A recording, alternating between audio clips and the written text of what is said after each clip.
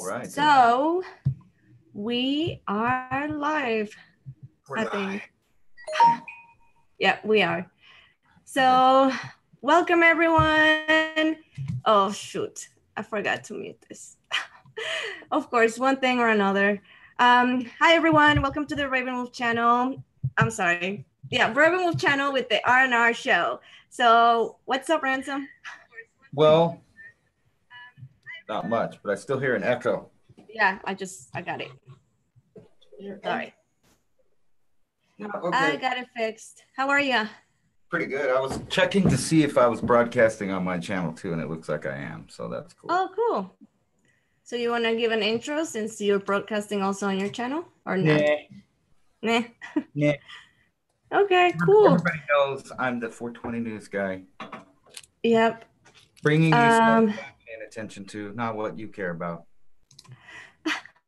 You're funny. So I'm trying to pull up the chat here.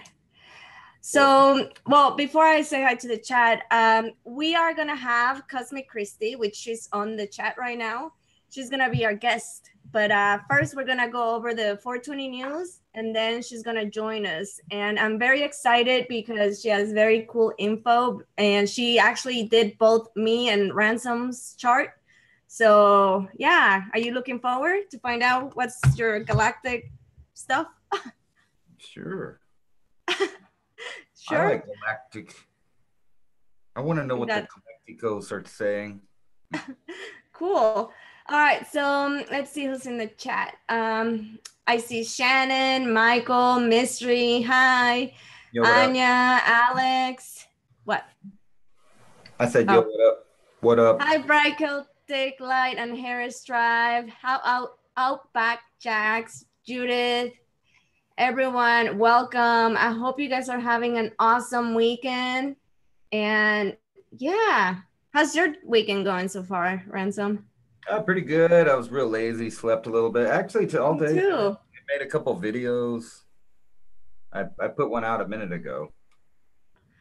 Yeah. Cool. Darth Vader. I haven't seen it. I don't know. This week, like today, I woke up early. Well, not that early, like at 9 o'clock in the morning. I was up for a little bit. I went back to sleep for a couple hours, and then I did some stuff, and then I ate, and then I went back to sleep. I don't know. I've been feeling very tired. It was really hard to actually wake up from the last nap that I took.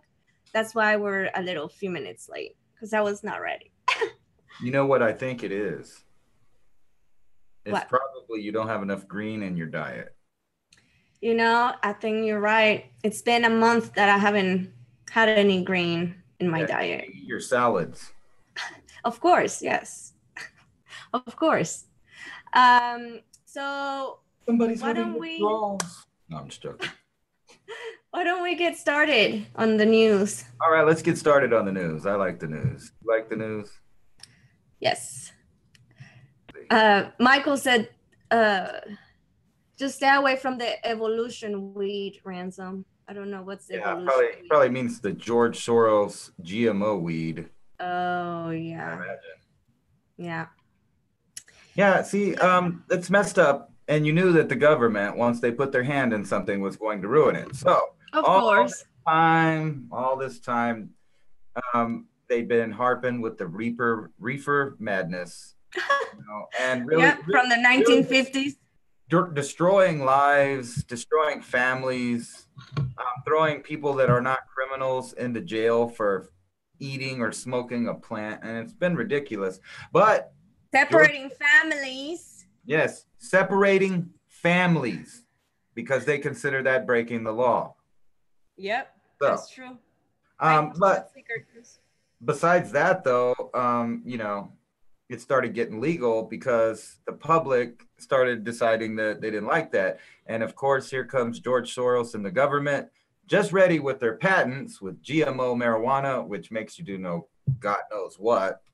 I mean, some of the regular weed can really give you some effects if you get some good strands or, somebody knows how to grow it and you get a good proportion of THC, THCA, and CBDs. So you can get the effects of all the things. But anyway, let's see here. Of course, the GMO weed had to come, though. All right. So check it out. People say there is no world government, but Zai or Z, I'm not sure exactly how to say his name there, says China must lead the way in global governance. That's right. They don't say New World Order anymore or the One World Order or any of that. Now they say global governance. And this is the key phrase that you need to pay attention to when you're watching the news or reading the news, is when you see this word global governance. They are talking about the New World Order and a one world government. But anyway, China must lead the way in reforming global governance. The foreign ministry on Saturday cited President Xi jumping and saying as Beijing looks to increase its world influence. That's right. So if there is a world war, it ain't going to be with Russia. It will be with China. What do you think about that? Yeah. Wolf? I agree with you. So what do you think about and if you've ever heard, I don't know if you've ever heard it, there have been several world leaders, Henry Kissinger to be one of them, and also George Soros, that said that what they want, the ideal government, is the communist capitalist society of China, which has you got that weird score there. If you're a bad person and you say bad stuff like they do on the 420 TV news network, and you say stuff that gets you banned off the air, it'll also mess with your credit. You might not be able to fly places or eat at a restaurant you like, or, maybe even buy a house. And that's moving to here. Matter of fact, I was going to invite you onto my channel, Anna, and we can talk about some of these websites I found that actually are already working to give Americans this social score that will wow. And I've already found them. They exist. So they're already ready to jump on the bandwagon here. Okay, so I thought this next story was pretty cool. There's a floating robotic factory that'll build satellites and spaceships in orbit. So more reasons why they're not going to be sending people into space. I think everything in space is going to be all AI, robots and stuff. I don't really think Elon Musk and them are going to get their dream of going to Mars. Because I think the governments are going to replace it with this 3D printing technology here. Yeah. So I was going to... Go ahead. You didn't let me come. I really hate when they do that. With ingenuity, technologies, and markets expertise. So if you're wearing headphones? No, it was a NASDAQ commercial. That's coming out of my speaker. Well, no, I was going to say a comment from your previous news that you just did not let me comment on it. But so you're talking about the score, just like the, oh my God. I'm getting attacked. Then it won't stop it here. We'll just mute the whole tab there. How about that? Okay. Never mind. No, you go ahead. Now that the NASDAQ commercial has played and got its stuff on us. So yeah, I was just gonna say about the social score, just like the China, right? Yeah. People, yeah. That's it. That was my lame comment. Oh well, yes, it's going to be exactly like China, and they've already had people over there getting, they're turned down for passports and bank accounts, stuff like that, because they're socially undesirable to the Communist Party government.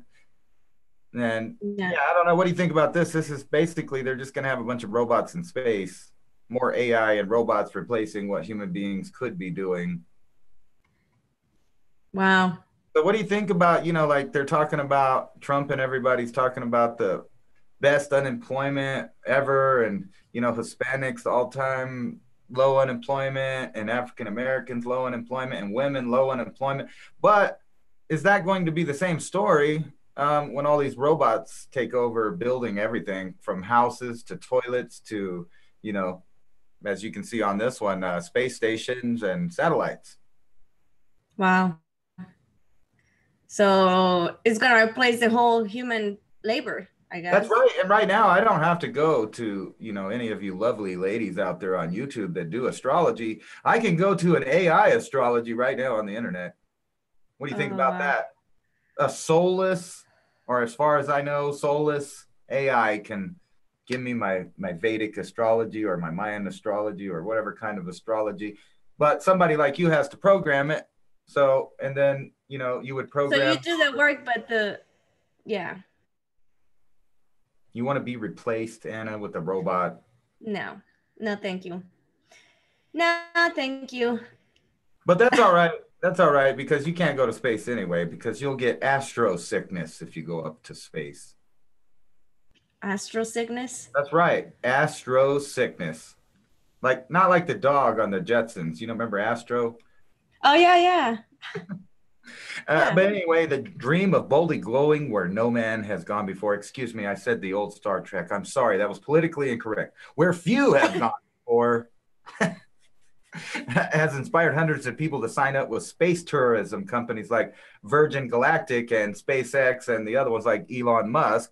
But NASA astronaut, nasty. Did I say nasty or NASA? You said NASA. But it's something about the ass in every word on this page. You know, I'm like a little kid. When I hear the word ass, I giggle. So, you know, astronaut Anna Fisher, who made history by becoming the first mother in space, has warned many are unprepared for the rigors of spaceflight and the toll it'll take on their bodies. You know, stuff like shrinking, body mass shrinkage, bone loss, heart disease, all kinds of stuff that you can get. Which, you know, that's the reason why a lot of people don't think that anybody's going into space. Plus, you got the Van Allen radiation belt that, from everything I've heard, would kill you if you went through it. But supposedly we've gone through it several times to the moon. I just don't think that we went in the things they were showing us. I think that was the whole point of the space program as far as television, was to make us think that we're far away from it. Wow. Jenny just mentioned, Jenny and Matt said, Ransom is live on his channel also. Yeah, he is. How do you call it? Dual broadcast? Simulcast. Yes. In English and Espanol. No, I'm just joking. Only in English. Yes. So what do you think about that? Would you go up to space and take a chance, even if you might get sick, you know, when you came back? No. Well, I probably would.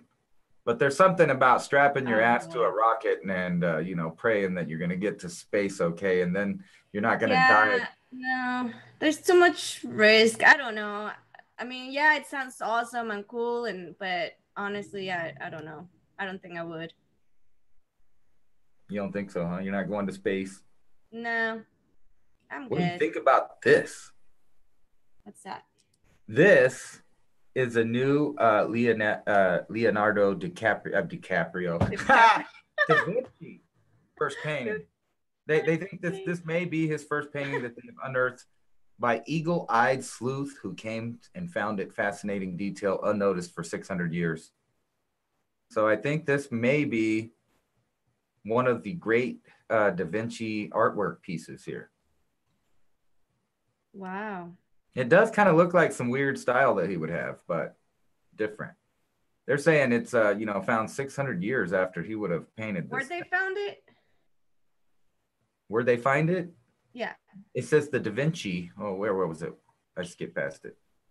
Using infrared analysis here. And Italian experts claim to have found the world's Da Vinci Leonardo 1471, written on a portrait of, what is that? The Archangel Gabriel. But yeah, check it out. He signed it.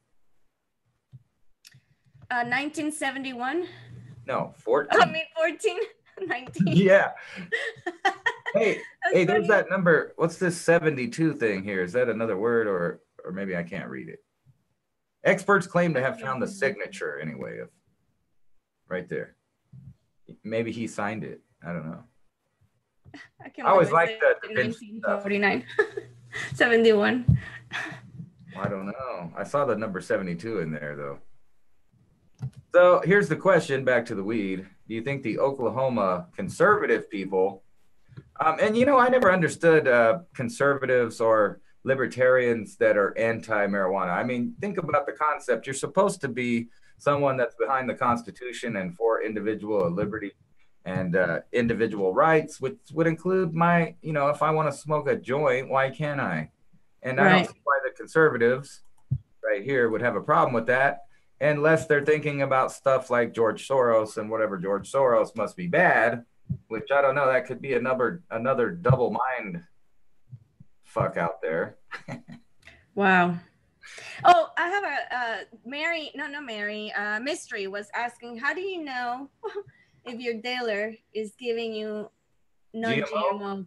I don't know, because I think you would have to spend thousands of dollars in a genetic lab for them to sequence the DNA, and then it would have to be on file for you to know. So there's absolutely no way in hell to know. So People could be smoking GMO already without even realizing. I actually think they have been through the dispensaries. Oh, wow. Wow. So, when someone comes out with a product claiming to be non-GMO marijuana, that'll be the tip top, and watch, it'll be the most expensive weed on the market. Of course. Yeah. I don't know they might as well, but I don't think, and this is my opinion, but I don't think Oklahomans are going to get marijuana relief anytime soon, because their state makes too much money arresting and throwing people in jail for marijuana. Although they've now put most of their concerns on methamphetamines, they still like to bust the occasional pothead, get CPS involved, remove their children, and throw them in jail and give them fines and levies against them and their properties. But on to another news. This lady has given birth to her 5th child. This actress from America, I mean, she's not from America, but American actress. She's been in all kinds of action movies like Beverly Hills Cop and all kinds of stuff from back in the 80s. Bridget Nielsen, 54, giving birth again. So there's some hope to you older ladies. Don't cut out your, your reproductive parts when the doctors tell you, hey, yeah, we can just cut that out of there, and you won't have no more problems, and you'll have to take these hormones so you don't look like a man. I have some opinions. Well, not opinions, but no. Actually, sadly, my sister, she did this new procedure where she froze her uterus and her ovaries, and the only reason why she did it is because she's just tired of having a period. So, well, the inconvenience of being a woman. I can't speak to that because I don't have a period myself. Well, I don't know. It's just, I don't agree with that, but I guess. But I do think this is good for this old lady right here, 54 years old. She's not even old. This is middle age. Excuse me. But the model, actress, and reality star, and her 39-year-old husband, good for her. Look at that. 15 years younger than her. But she is rich and famous, so I don't know. Wow. So what do you think about that? Do you think that would be cool to become a mom at 54 years old? That's like 20 years older than you right now. I mean, I don't know. I don't know. I just know that the older you are, the more tired you'll be taking care of a baby. I don't even think that's the bad part. Taking care of the baby will never be the problem for people. What the main issue, in my opinion, is the older you are, the less time you have with your children. Yeah, true. You know what I mean? Like true, the older you are, the less time you'll get to spend with the children you make. Life, yes. I don't know. That may be not an issue to some people, though. Yeah. Hi, Aluna. And here, I know you got a lot to say about this stuff right here. Oh, here we go. Let's see. Look at this. So Mexican president. Yes, but he calls for he's been calling for he's not the Mexican president. Oh, candidate. Well, yes. We'll get into that, right? Okay. You know who this guy is, right? Yes, I know him. We've talked about him before. Yes, that's the socialist communist. He is the favorite to win in Mexico right now. I know, and everybody, yes, and I'm extremely worried about my family in Mexico because I don't want Mexico to become another Venezuela, to be honest with you. Right. Well, think about this. Not only that, he's already trying to get people prepared for mass migration right here. He's telling people in Mexico, screw the United States. You need to have a mass exodus here. Like, I don't even understand, especially from a politician that's supposed to be thinking about, this guy's supposed to be claiming he's going to take care of Mexico. And before he even gets into office, he's already telling people to leave the country. Wow. And abandon the country you're from. I mean, well, that's a big flag, no? Yeah, it is to me because I know they Yeah. planned on Hillary being president and Oh she would God. have been totally socialist, which would have lined up with this guy being socialist. Yeah. And if you remember, Hugo Chavez even gave a Hmm. socialist book over to President Obama when he visited. It was a Yep. little cue to everybody what was going on. Yep. But yeah, this guy's calling for everybody to just, he's declaring it a human right for all North Americans to be in America and to the United Wow. States. Wow. And not to say that he actually has connections and received money from George Soros. Just saying. Yeah, look, he's even telling them like straight up, leave where you live, leave your towns, leave your villages, and find a life in the United States. So before he's even president, he's already telling people you're like it's almost like kicking people out. Yeah. No, that's Why? yeah. It doesn't make sense to me. Me neither. It's not cool. And then here on the other side of it. Oh, before we move over, I just to another news. I just want to say, you actually brought this up in one of your videos, but there's been 1,000 sitting. How do you call it? Government positions of people that had resigned their position because all the different states candidates for the mayors and stuff, they've been getting killed, murdered. So they're like the how do you call it, the and you know what that tells cartels me? The cartels. Yeah, that's what I was about to say. That tells me that our deep state has decided to go with the socialist candidate down there, and the cartel is siding with those guys. Of course. I don't know how many of the guys running for president have already been killed. Since last year when the campaign started, it's been 98 people that has been. That is totally. I mean, if that happened in the United States, people would be freaking out. Yeah, like, it's sad. But anyways, go on. Okay, well, this is kind of like that. Speaking of getting kicked out of your country, how about being in your country and getting kicked out of restaurants and stuff because you like one political person or the other? So Sarah Sanders, Slam's owner of a restaurant who kicked out her and 7 members of her family because, well, she works for President Trump and she's the press secretary. So she's the one that speaks to the fake news all the time. And she's actually pretty good. Usually those people that have that job annoy the shit out of me. And she actually talks shit back, so good for her. But anyway, so this is going around. And you remember in the civil rights era, people got kicked. I was about to say that. That's exactly what it reminded me of, you know? I mean, the left. So go ahead. The left keeps screaming out, oh, racist, everything is racist nowadays. But if you get kicked out of a restaurant because you work for, a person that the people don't agree, then that's not racist. That's legit. You can do that. It's okay. Well, it may not be racist, but it definitely is prejudice. So they might as well just put a sign in the window that says leftists only. Yeah. And, a lot of people are making the point that you remember the bakers that were forced to bake the cake. Yeah. Imagine if you went into a Muslim owned restaurant or something like that, and you started ordering bacon and beer. You wanted a beer with your drink, with your bacon and your ham sandwich. You wanted a big piece of pork steak or some barbecue pork. Then that would be like me if I did that, then claiming that the restaurant is racist and bigoted because they wouldn't serve me the food I like. Yeah. Even though it's against their religion, but that wouldn't actually happen. What would happen was I would be called the bigot because I came in and asked for it.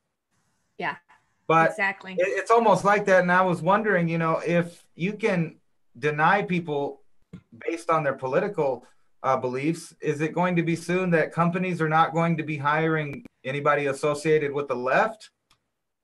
You know what I mean? Like saying, hey, you're a lefty and I don't like lefty stuff, so I'm not hiring you. You can't work here. Yeah. Because they've already set precedent. But anyway, I just thought that was retarded. We're living in a country again where, even the restaurants and people, instead of just complying and serving the public, are trying to take sides in social engineering. Yeah. And what's funny about this isn't even the story that I had on here. It updated. I did have a story about the Mexican president there that was saying that he is aimed to win, and most all the polls and everything are showing that he's going to win. Oh wow.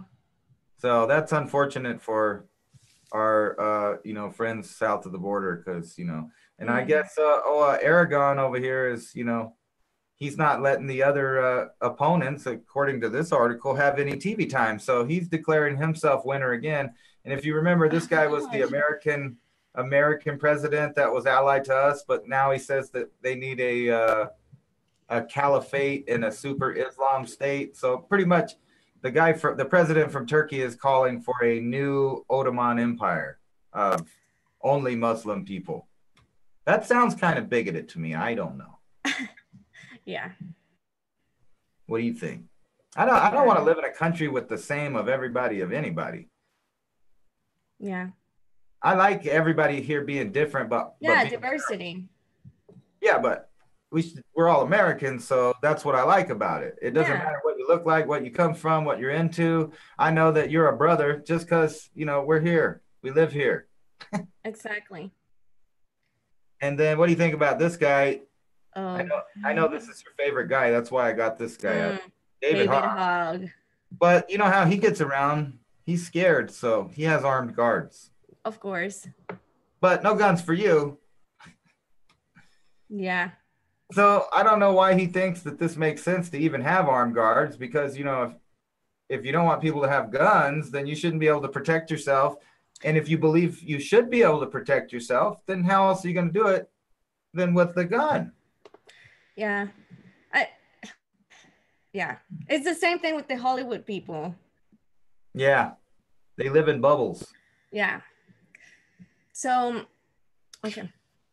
So I'm not gonna do the news that I have, or maybe I can do them at the end.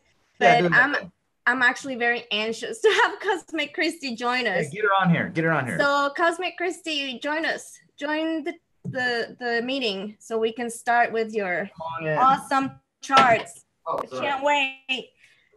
So let's see what's going on in the chat. Hi everyone. Sorry if I couldn't say hi to everybody that joined. That damn Ransom just wouldn't shut up. Yeah, Ransom won't shut up. Sorry. So, there she is. Let me bring her in. Bring some new energy into the room. Yes. Hi. Ding dong. I feel like I'm on Seinfeld when I ding dong into these Zoom messages. Yeah, right? Hi, Christi. Knock, knock, knock. Welcome, Christi, to the Ravenwolf channel. Got this because I was listening. And the 420 TV channel. Oh, yes, because Ransom is also broadcasting on his channel too, so. Simulcast. So, what's up, guys? Thank you. First of all, thank you for joining the R&R show. And we're both very excited to see what you have stored for us. And before we get started, can you tell us a little bit about yourself and what you do so people kind of have an idea going into the charts? Yes, that's exactly where I'm thinking we should start, because great. This is going to be so cool, because I've been exactly where Ransom is, thinking exactly what Ransom's worried about, like in that time, not understanding another side of things that are going on, to being awakened, activated to where before I even knew what that was. So activation. Yeah. It was. So let me start with that and tell you. So in this lifetime, my life just had changed every 9 years, really quickly, and a lot of us have. And I can even explain how this happened. But a lot of us, meaning the ones that got activated like this in the past 5 or 6 years. And what do I mean by activated? So spiritually enlightened, Kundalini activation, DMT activation, with a lot of us, most of us, it happens gradually. But because of the time that we're in and the evolution of the planet, there were a bunch of us seeded here. So Rh negative bloodlines and even not Rh negative bloodlines. There's starseed DNA that was seeded here. And you can actually find this in like the progression of Venus and the comets and Saturn. I mean, you can go back into the astronomy and even track how this energy has made it to Earth. Because the time that we're in right now, we had as humanity one more chance to make this dimensional shift, meaning the planet and humanity needed to be able to hold more energy and light to shift up dimensions out of a construct that unconsciously we had been put in. And so ancient starseeds were sent back. Now, what is an ancient starseed? Yeah, so what is an ancient starseed is even, you can, Yahshua, which you may call Jesus, but Yahshua was an ancient starseed Buddha. Now, if you think about what Yahshua said, what did he say? He said, don't worship me, be me. Right. If you remember, he never said, you know, even if you go back to all of his parables and when he manifested manna, and when he manifested the fish to feed, you know, Mary Magdalene was around. That's when Mary Magdalene came into his life, when he had to start manifesting these things. I'm kind of bringing this in a circle for you, because this is how we were controlled on the planet. Mary Magdalene was the divine feminine energy and the divine masculine energy. That's why so much isn't going on with Egypt. Everyone's on Egypt right now, because we are waking up to who and what we really are. And a lot of us are freaking some badass beings, you know? I mean, because we're fractals of ourselves in this reality, but only us is holding us down now. Literally, it's like we have to reprogram what we focus on, and attach and understand why we focus on that and what emotions we have with that. Because see, that's the programming that we went through, that we were suppressed in, and because that's the karma we had to clear. Yeah. Because if you go back and look at the history of the Sumerians, or you go back and look at, you know, all the way back to Zep Tepi, right? This is Thoth, you know, this is Ma'at. When we were in Egypt, we grounded the energy. We were able to process the energy through our bodies, so that we manifested and built these pyramids. You know, everyone says, you know, they talk about the people building the pyramids. Those weren't slaves. They knew that the pharaohs were manifesting the abundance. They didn't have any other work to do. They were all working together to build something grand. And holy crap, you know, they did, right? Yeah, actually, they found a lot of hieroglyphics around in the front of the Sphinx there, where the so-called slave quarters lived, and it reads out like that was an honored position to be one of the workers. Yes. So yeah. Well, and so in Giza, there, and this even goes back. This is how all this links to astrology, because we're all energy, and see, this is what the Egyptians understood. Well, this was, if we go back in history, this is linked to this Atlantis timeline.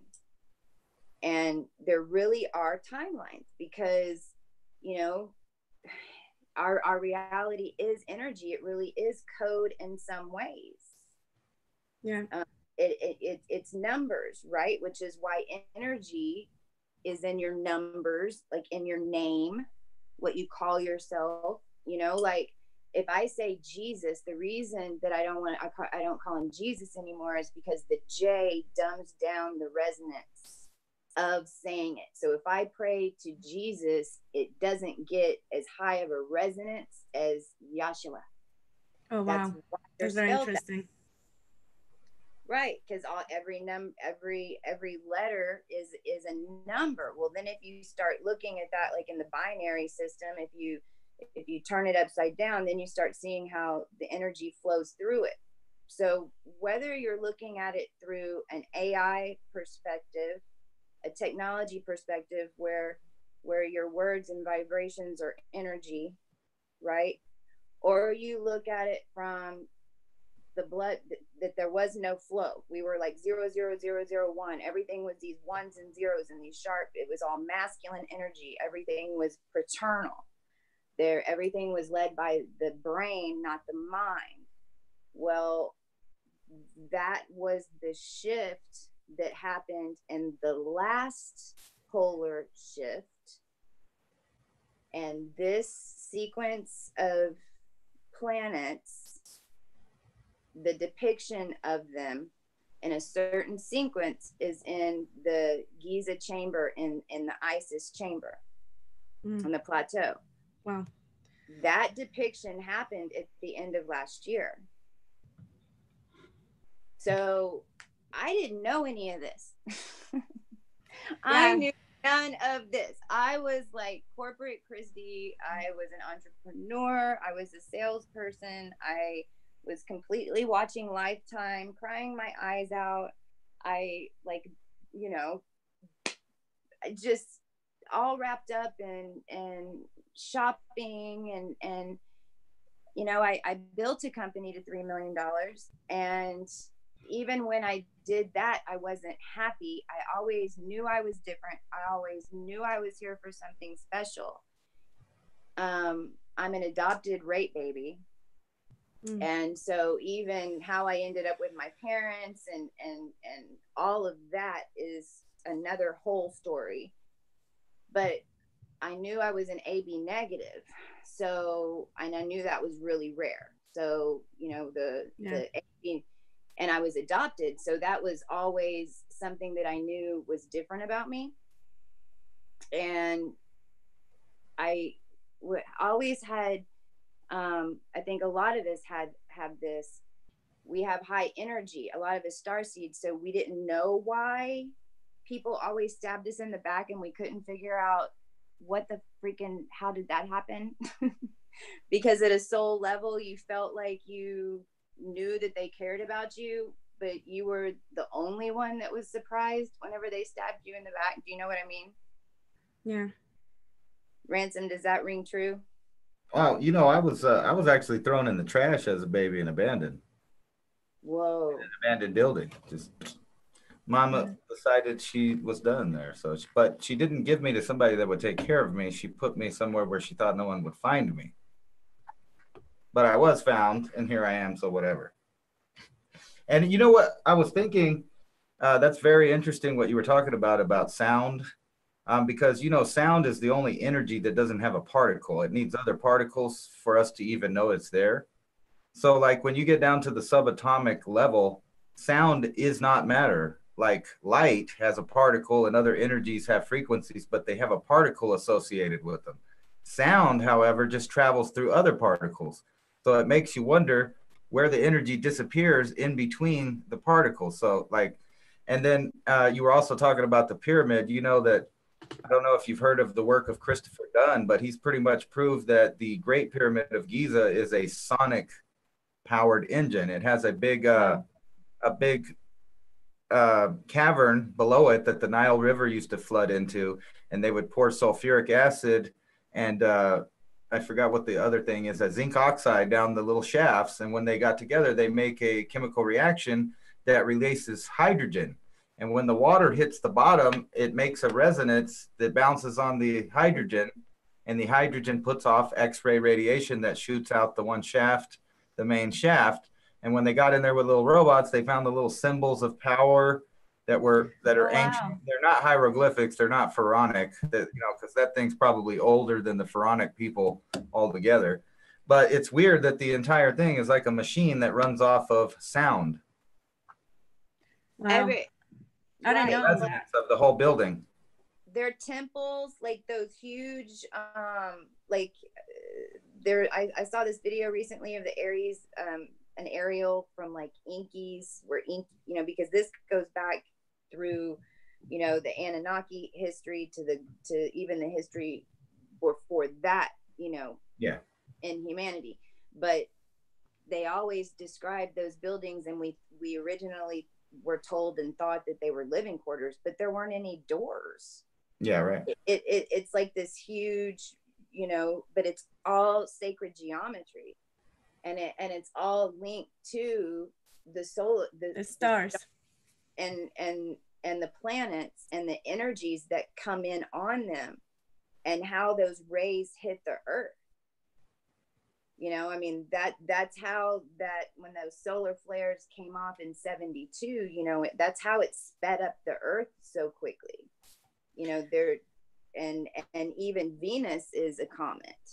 You know, there's a different tail on it, which is really consciousness. What it is plasma. And those are these waves that are coming in. It's because what we didn't have in Egypt, we have now completed. Wow.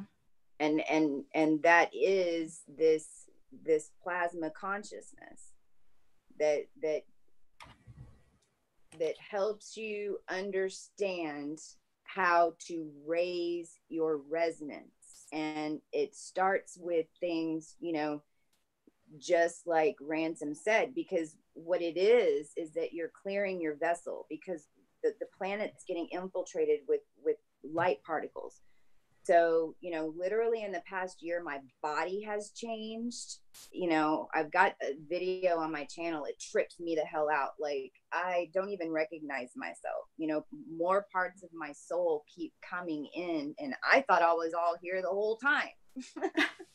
Yeah, we actually talked about this the first time we talked, and how, because I also, like, I can look back from the videos when I first started making content, and I can see definitely a change, you know. And you said the same thing. And also, one thing I want to say, remember when we first talked, the very first time we talked on the phone, we both recognized that we got activated in the new full moon in Scorpio. Yes last year. Right, because what was happening was as more and more starseeds awoken, because, and this is where the RH negatives came in, you know, and this is where, you know, and this is how you start making this consciousness shift, and this is what's going to lead me to these. But just what we have to understand is that we're going through a period of rapid evolution. I mean, it's something that has never been seen before. We're going to have a pole shift. Like, this is going to, right now, every galactic being from the multiverse is lined up to either have reincarnate or be a walk-in to come here and experience this right now. And at a soul level, we all even knew that this is what we were coming for before we got here. And some of us had known for even longer than that. Well, what do you think about this? You know how you were talking about all the, you know, the solar flares in 1972, stuff like that. You know, right now we're going through a solar minimum, and there's tons and tons of solar wind hitting the earth right now, which is causing a lot of the geothermal events that we're seeing all over the place, like Guatemala and the Ring of Fire, Hawaii, all of that. So those kind of particles are flooding the earth right now, matter of fact. So what do you think about that? Do you think people are just, it's another wave that would awaken people? And the other thing that you said about the pole shift going to happen, actually, according to scientists, it's already happening right now. The magnetic field around the earth has collapsed almost all of the way. And the magnetite in Hawaii that's coming out right now is is pointing the opposite direction. So even in Right. the magnetite in the rock in the liquid rock is already lining up to a new pole. Yeah, it's starting, yes, but there's going to be a change of reality. There's going to be a drastic pole shift, but it's going to be quick. But yes, that's what we were just talking about, right? Was, you know, in Hawaii, because that's the thing. What happened was I guess let's go into this. When we came back in this life, okay, the mission was that we were going to save humanity, because we weren't supposed to make it, because the consciousness literally had to get to an equilibrium and tip for us to make this pole shift. And it's just happened, like in the 1st of May, the end of April is when it started tipping. And, you know, really at the end of the day, what is helping it do it is all of our intent on certain things, like these moons. So the full moon of Scorpio is the moon that activated me. And when Anna and I talked the first time, we figured out that that's when we first, you know, got this blast. It was a little bit, everyone has a different experience. Yeah. And at the beginning, most of the time when you have a shock activation, you have this blissful joy all of a sudden. You usually have a breakdown moment. You usually have something that either just happened that just tore your heart open to a point where it could just like the lotus flower, right? Could just completely open back up. And so there's a release where you finally just surrender, and you're like, okay, fine, my life is fucked up. I freaking had it. I'm done. Right? Yeah.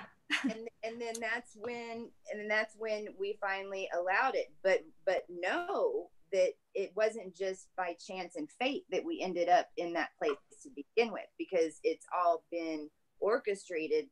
And, you know, we planned a lot of it. Plus, depending on our physical DNA, our bloodline from the physical karma and the galactic DNA, because those were all the programs. And so when they had us suppressed in 3D, what they were doing was just making us repeat these cycles within our families. And I can see it. Yeah. And when I talk to people, you know, we're going through the same thing. So anyway, what happened real quick is go ahead. I was just gonna. Go ahead. You go ahead. I was gonna say that, yeah, that's kind of like a lot of what Aluna Ash talks about, that we chose to be here for this moment for a reason. And like every day I can see it more and more. And the more that I feel people wake, it helps. I think also she mentioned that the awakening is happening faster than expected. Yes, because we thought that, I mean, when the energy got here in 1972, there were 80, this is like breaking news, I think. This is recent information. I haven't been on YouTube that much because I've been getting all this information.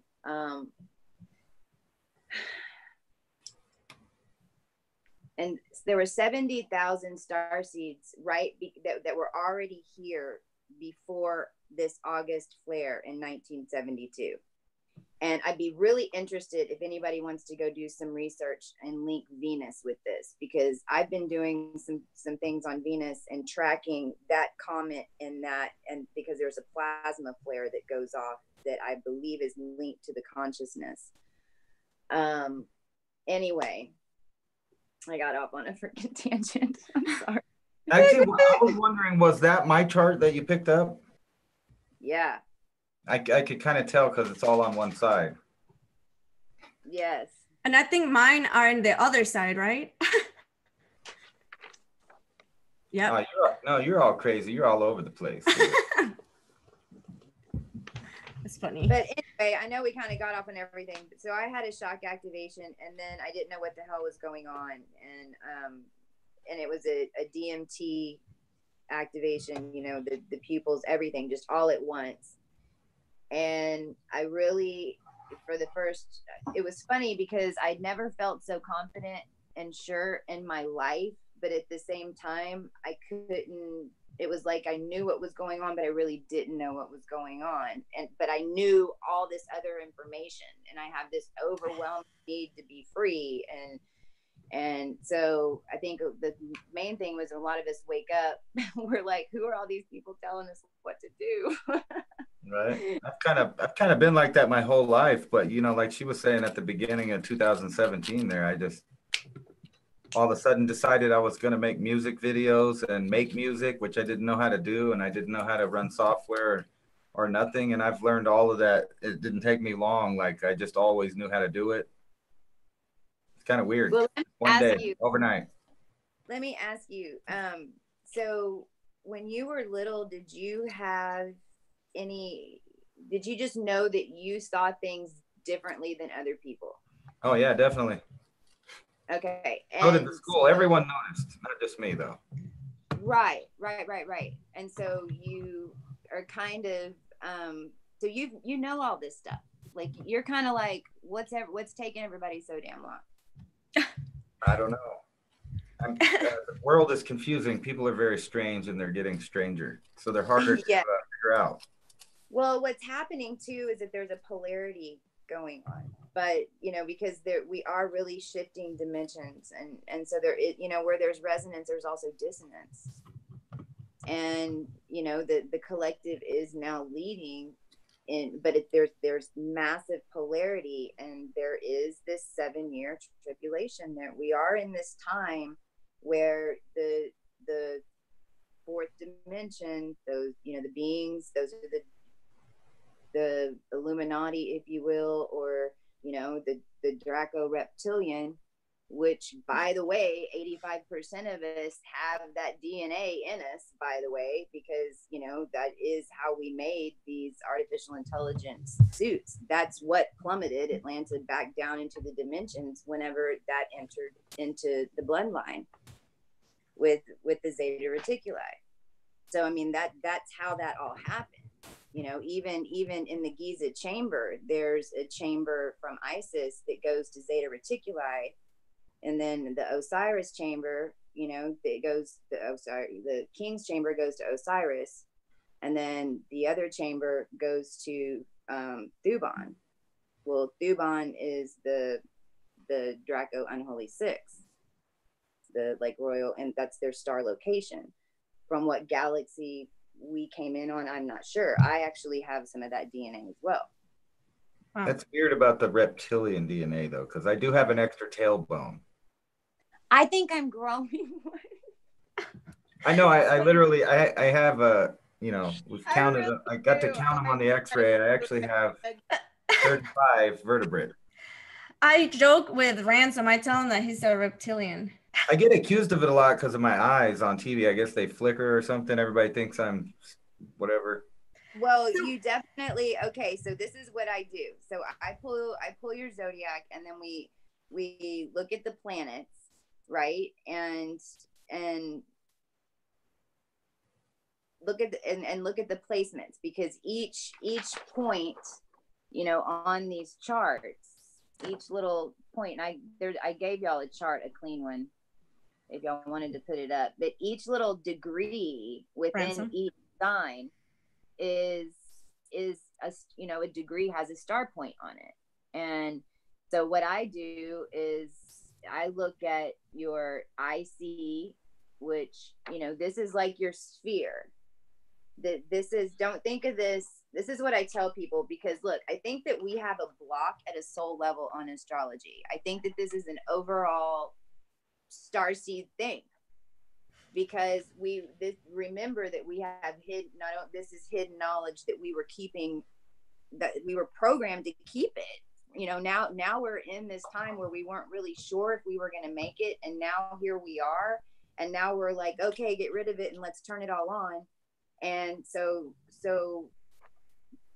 different people look at charts differently, and Right. and when I look at them from more of a galactic perspective, and so this is like a sphere, and this is like your energy sphere. And so if you think of it like you have a tree around you and you're the center of the tree, and you've got a North Pole and a South Pole, and energy's coming in around you, and you're moving, you're vibrating, right? Then you kind of want to know what's coming at you. And see, this is what a lot of us didn't know. And that, this goes back to the indigo children, right? I mean, the definition of an indigo child is basically a starseed. But this is before we were before quantum astrology and all this started coming online, because that came into our reality through a walk-in soul named Maruma too. I mean, wow. We've been planning this stuff, right? I mean, and it keeps evolving to help us evolve. But what was I going to show you? Crap. So yeah, I was gonna say, if you want to start with Ransom's chart. Yeah, sure. So Ransom, your sun is on Antares, which is at 8 degrees Sagittarius. And I have some videos on Antares beings. And Antares beings, there's 4 galactic stars. You have Regulus, Antares, Fomalhaut, and Aldebaran. And Antares is ruled by Mars. And so it's a very fiery energy. And it's a galactic star point. Okay, so when you're an Antares being, you automatically hold a stronger signature, a more galactic, ancient signature, right? Because it's you have a higher resonance that your body can hold, basically. And that's some information that's coming in. Now, Antares beings they're the only ones who chose to incarnate without having their memory swiped. And this is because of their link to World War II. And that was basically called, if you go back and look, they called it the Antares Search. And that was part of that galactic mission. But what we have to remember while we're talking about this is, and this is the consciousness shift. And this is where we have to be careful not to make any judgment or blame, because at the end of the day, we really all did it to ourselves to get to right here, because we can change it now that we're here. Yeah. That whole, basically the Hitler regime, they helped make these skin suits. I mean, they were the ones, the scientists that were working with the Greys. They had the galactic brain. The Antares beings had the galactic brain that came in through that star point, that bloodline of incarnation here from your galactic DNA, right?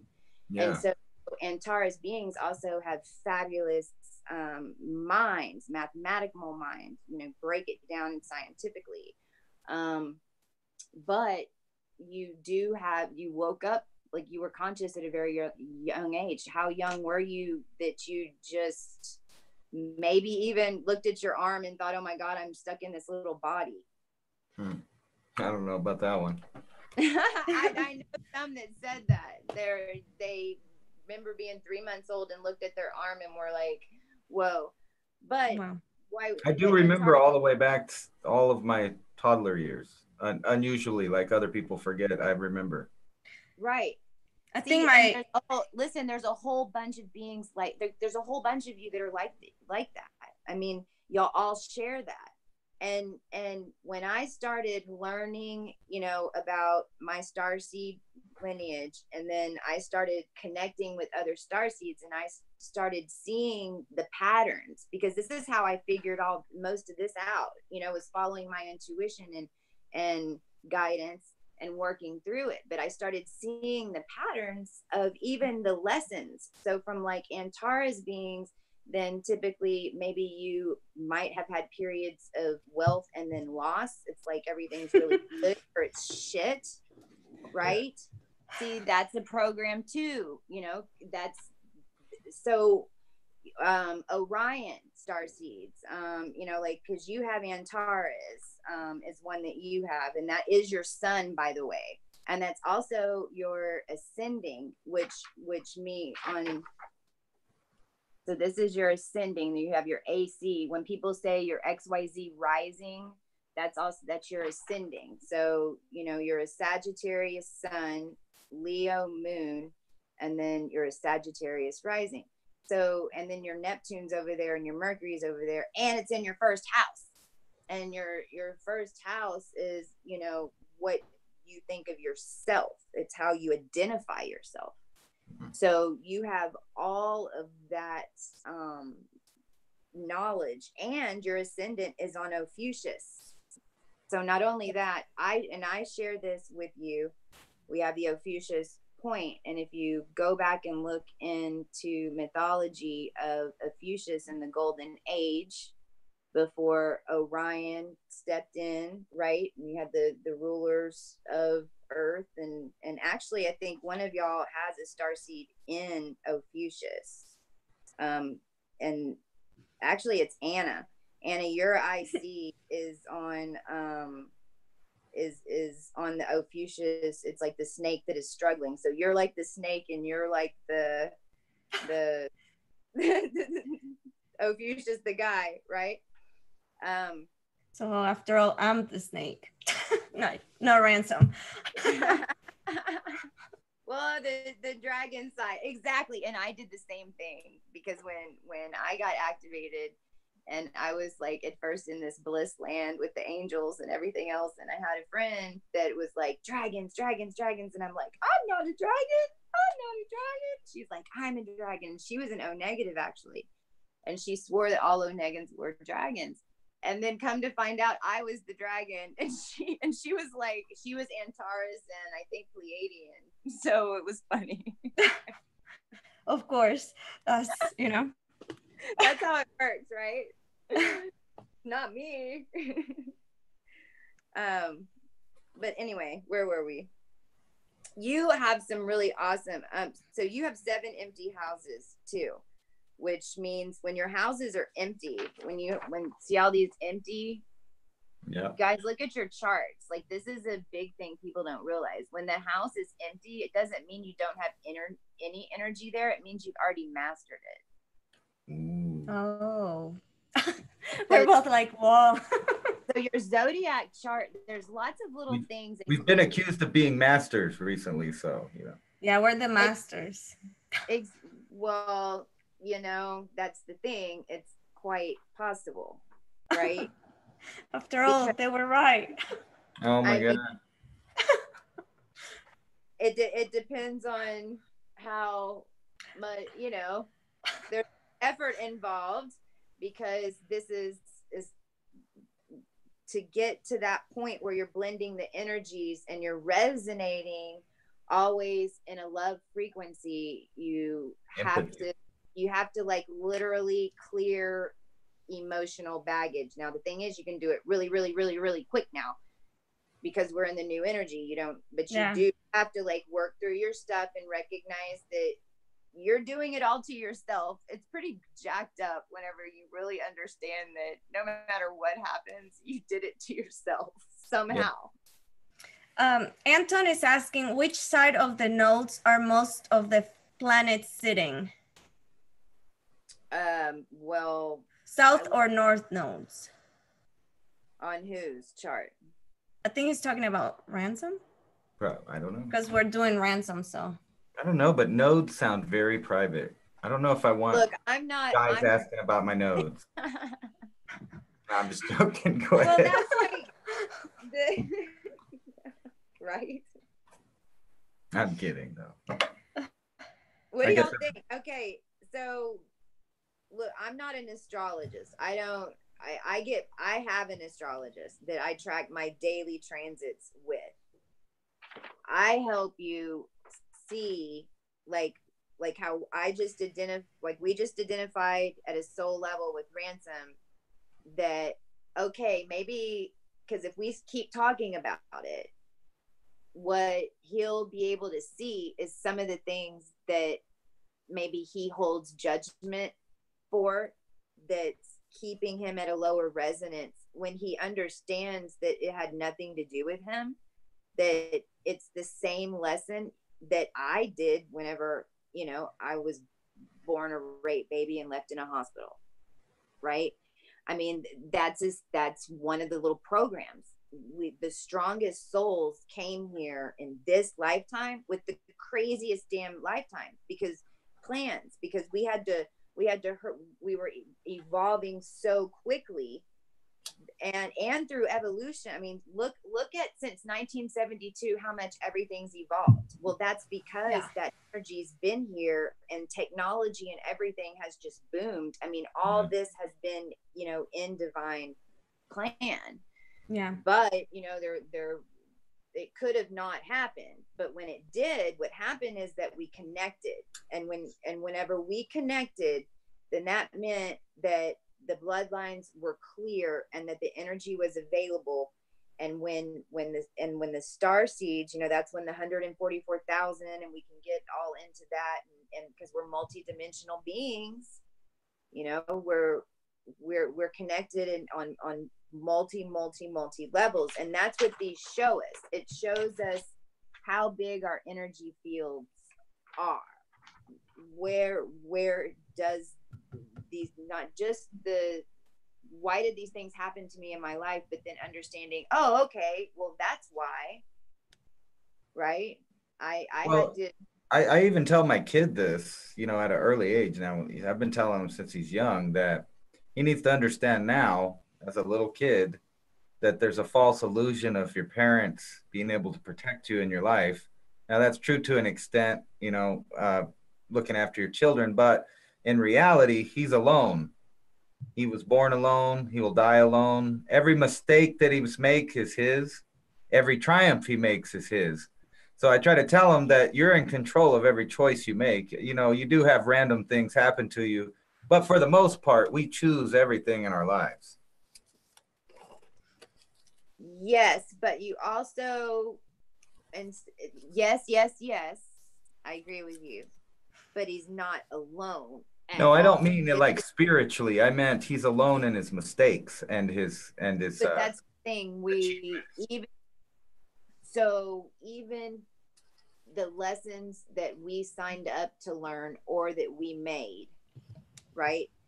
You're correct. He needs to learn those, and you're exactly right, because these helicopter parents, you know, that plan out their kids' every move, and then they can't learn the lesson.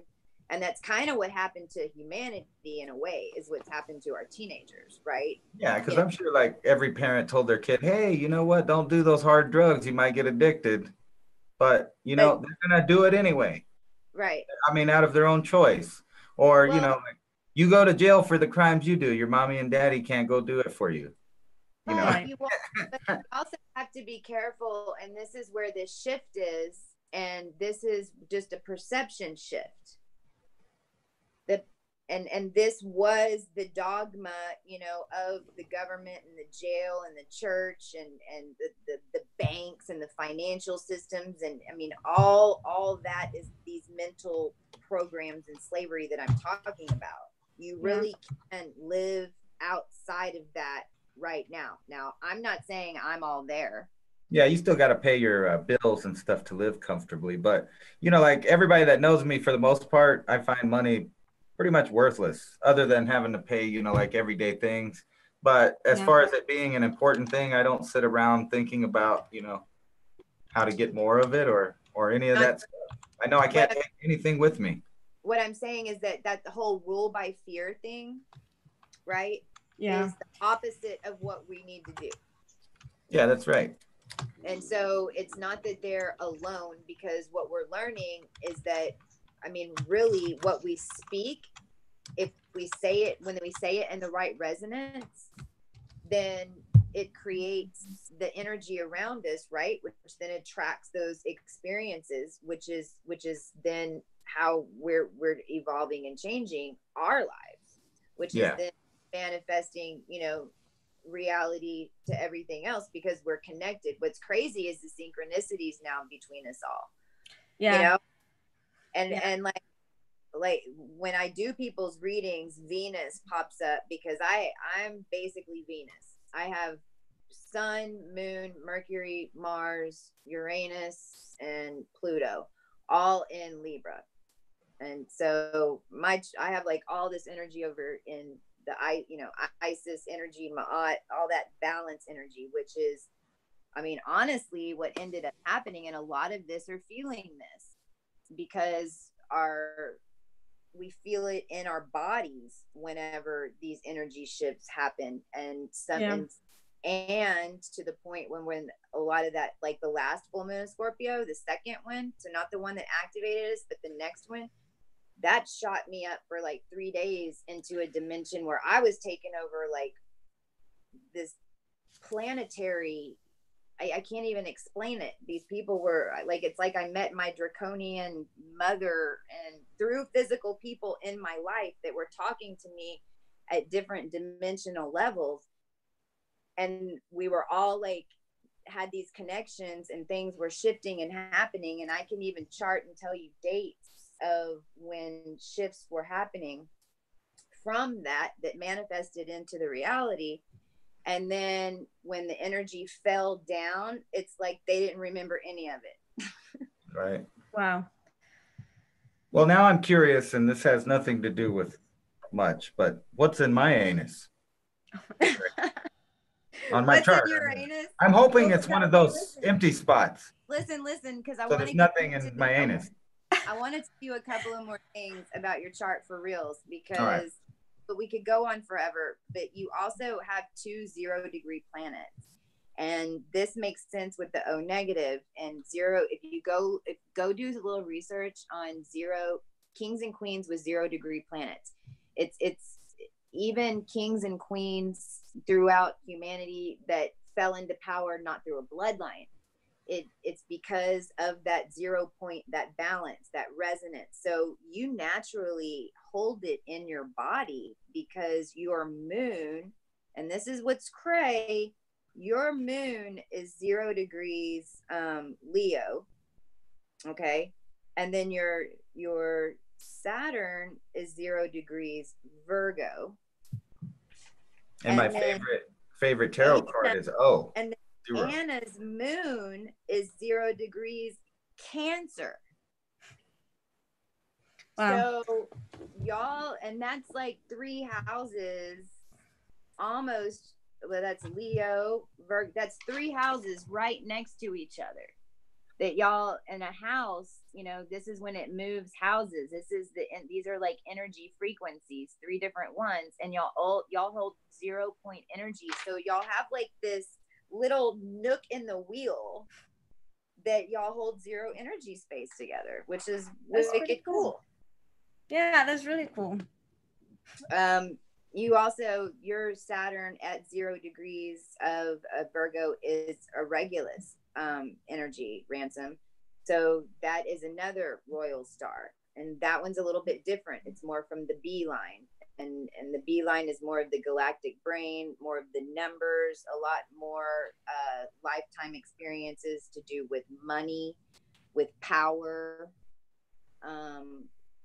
not even power as far as like not power over people, but just giving away your power. Or there's karma that we've had to be humbled in certain ways because of the karma experiences that bloodline put out, right?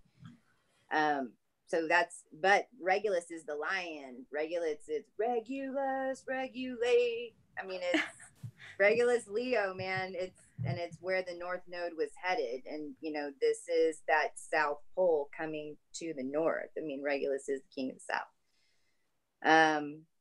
But your star points are so super interesting. I'm going to send you. So what I do is I send you all these star points. where your IC, that's what you brought in. Your IC is like what you're bringing in from the past, kind of where you hold that your earth root chakra, basically that energy point, and that's yours is Phoenician. Phoenician. Around 139 AD, and your star points actually have Bible verses in them. Miranda. That's very cool. Interesting.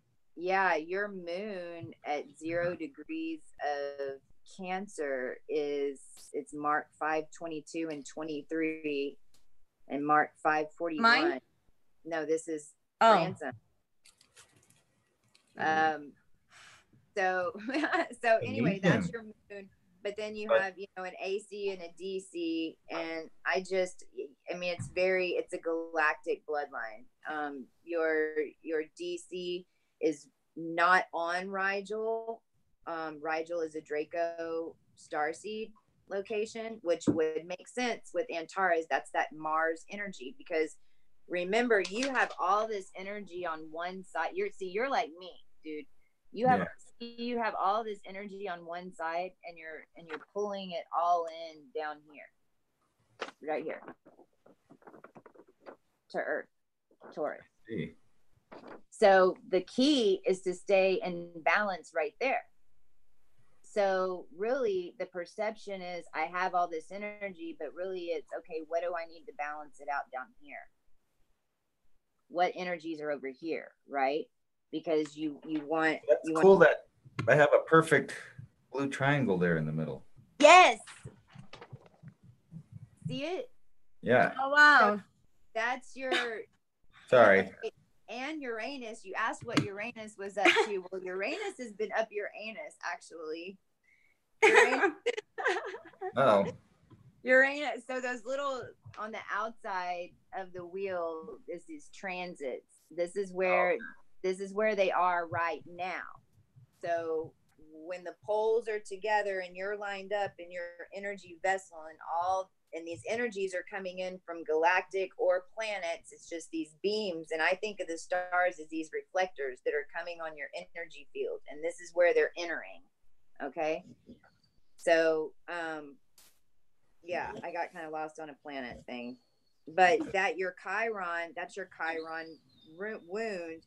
That's Uranus is on that. Your Chiron is at 1 degree of Taurus.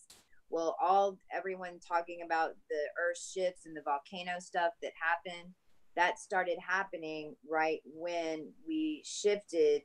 Uranus went into Taurus because it had been in Aries for 7 years. It's a 7 or 8 year transit. I can't remember if it's 7 or 8 years. So, but Uranus is basically like I describe it as a nuclear ball, but it's going the opposite direction. Wow. Right, everything's flowing. So when Uranus and we threw it in black matter. Yeah. Oh wow. Right. So your Chiron, so that's your Chiron wound, and that's funny. That is a soul wound, but it's on Earth. Like so since your soul wound is in Taurus, your deep soul wound most likely was on Earth. It wasn't galactic. In this one of those timelines, if you will, lifetimes. Do you think I'm nuts? No, actually, my whole life deals in double numbers and weird stuff like that. Yes. Okay, wait, and I'm gonna get to you. Let me. Okay. So anyway, you need to go look up. I'm gonna send you the chart because you need to go read. You also have the Hydra star, that's Hyades. That's the Orion. The Antares has a lot of the Draco blood. You also have the B from the galactic side. You do have a little bit of the Draco, but it's not anything big. It's not in your planetary system, but it is in your DNA. Okay. And you have Regulus. That's the B thing. And then the other thing that was funny is your AC is on the Jabba star, like Jabba the Hutt. All right. And right? the Phoenicians, where'd they come from? Like, what's that, Lebanon now? Well, that star is Anka, and it's called the brightest star in Phoenix. and it's the bright one on the boat. That's what another thing they called it. So Ransom, you're the bright one on the boat. I probably would be bright here, at least. But what was interesting about your polls is that they were all about a shift. So go read them, because I mean, this whole consciousness thing that I'm talking about, the stars that are on your IC and MC basically explain, and I haven't seen that before. Like on your MC, it's Alcar and Mizar, and this is like then a handle of the Big Dipper. It's in the tail of Ursa Major, and it all deals with 0 point imbalance, which completely makes sense whenever because you have 0 degrees, Saturn right there, and that's that triangle, and then it goes to Mercury at 29 degrees of Sagittarius, which is like, and your Antares being. So that's like all the metaphysics and the occult knowledge that is in your DNA is like Merlin freaking cray. Wow. For real. That's right? awesome. I did read the book of Merlin. But then that also goes to your Chiron. So it was also what messed you up before, because you have Saturn retrograde. No, you only have Jupiter retrograde. So yeah. But that is your Chiron is there. So that's just like, it's just a, hey, be careful, right? Remember the lesson. I mean, that's what all this is about. And basically, yeah, we are powerful beings. Yeah, we did come here to do some crazy shit. Yeah, all of our lives we thought we were here for some special stuff, and we were supposed to come save some people or save some planets or whatever, and we were right.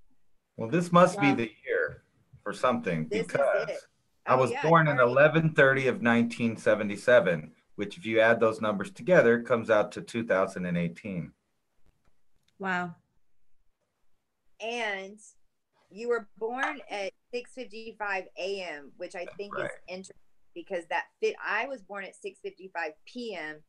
and I'm finding that a lot of us too have double digits in our birth times and in our names, in our numerology, and in the names that we call ourselves as starseeds. They're like on our missions, there's a lot, like there's AA, Aluna Ash, Cosmic Christi, Maruma 2. This is the Raven, R&R, Raven, Show.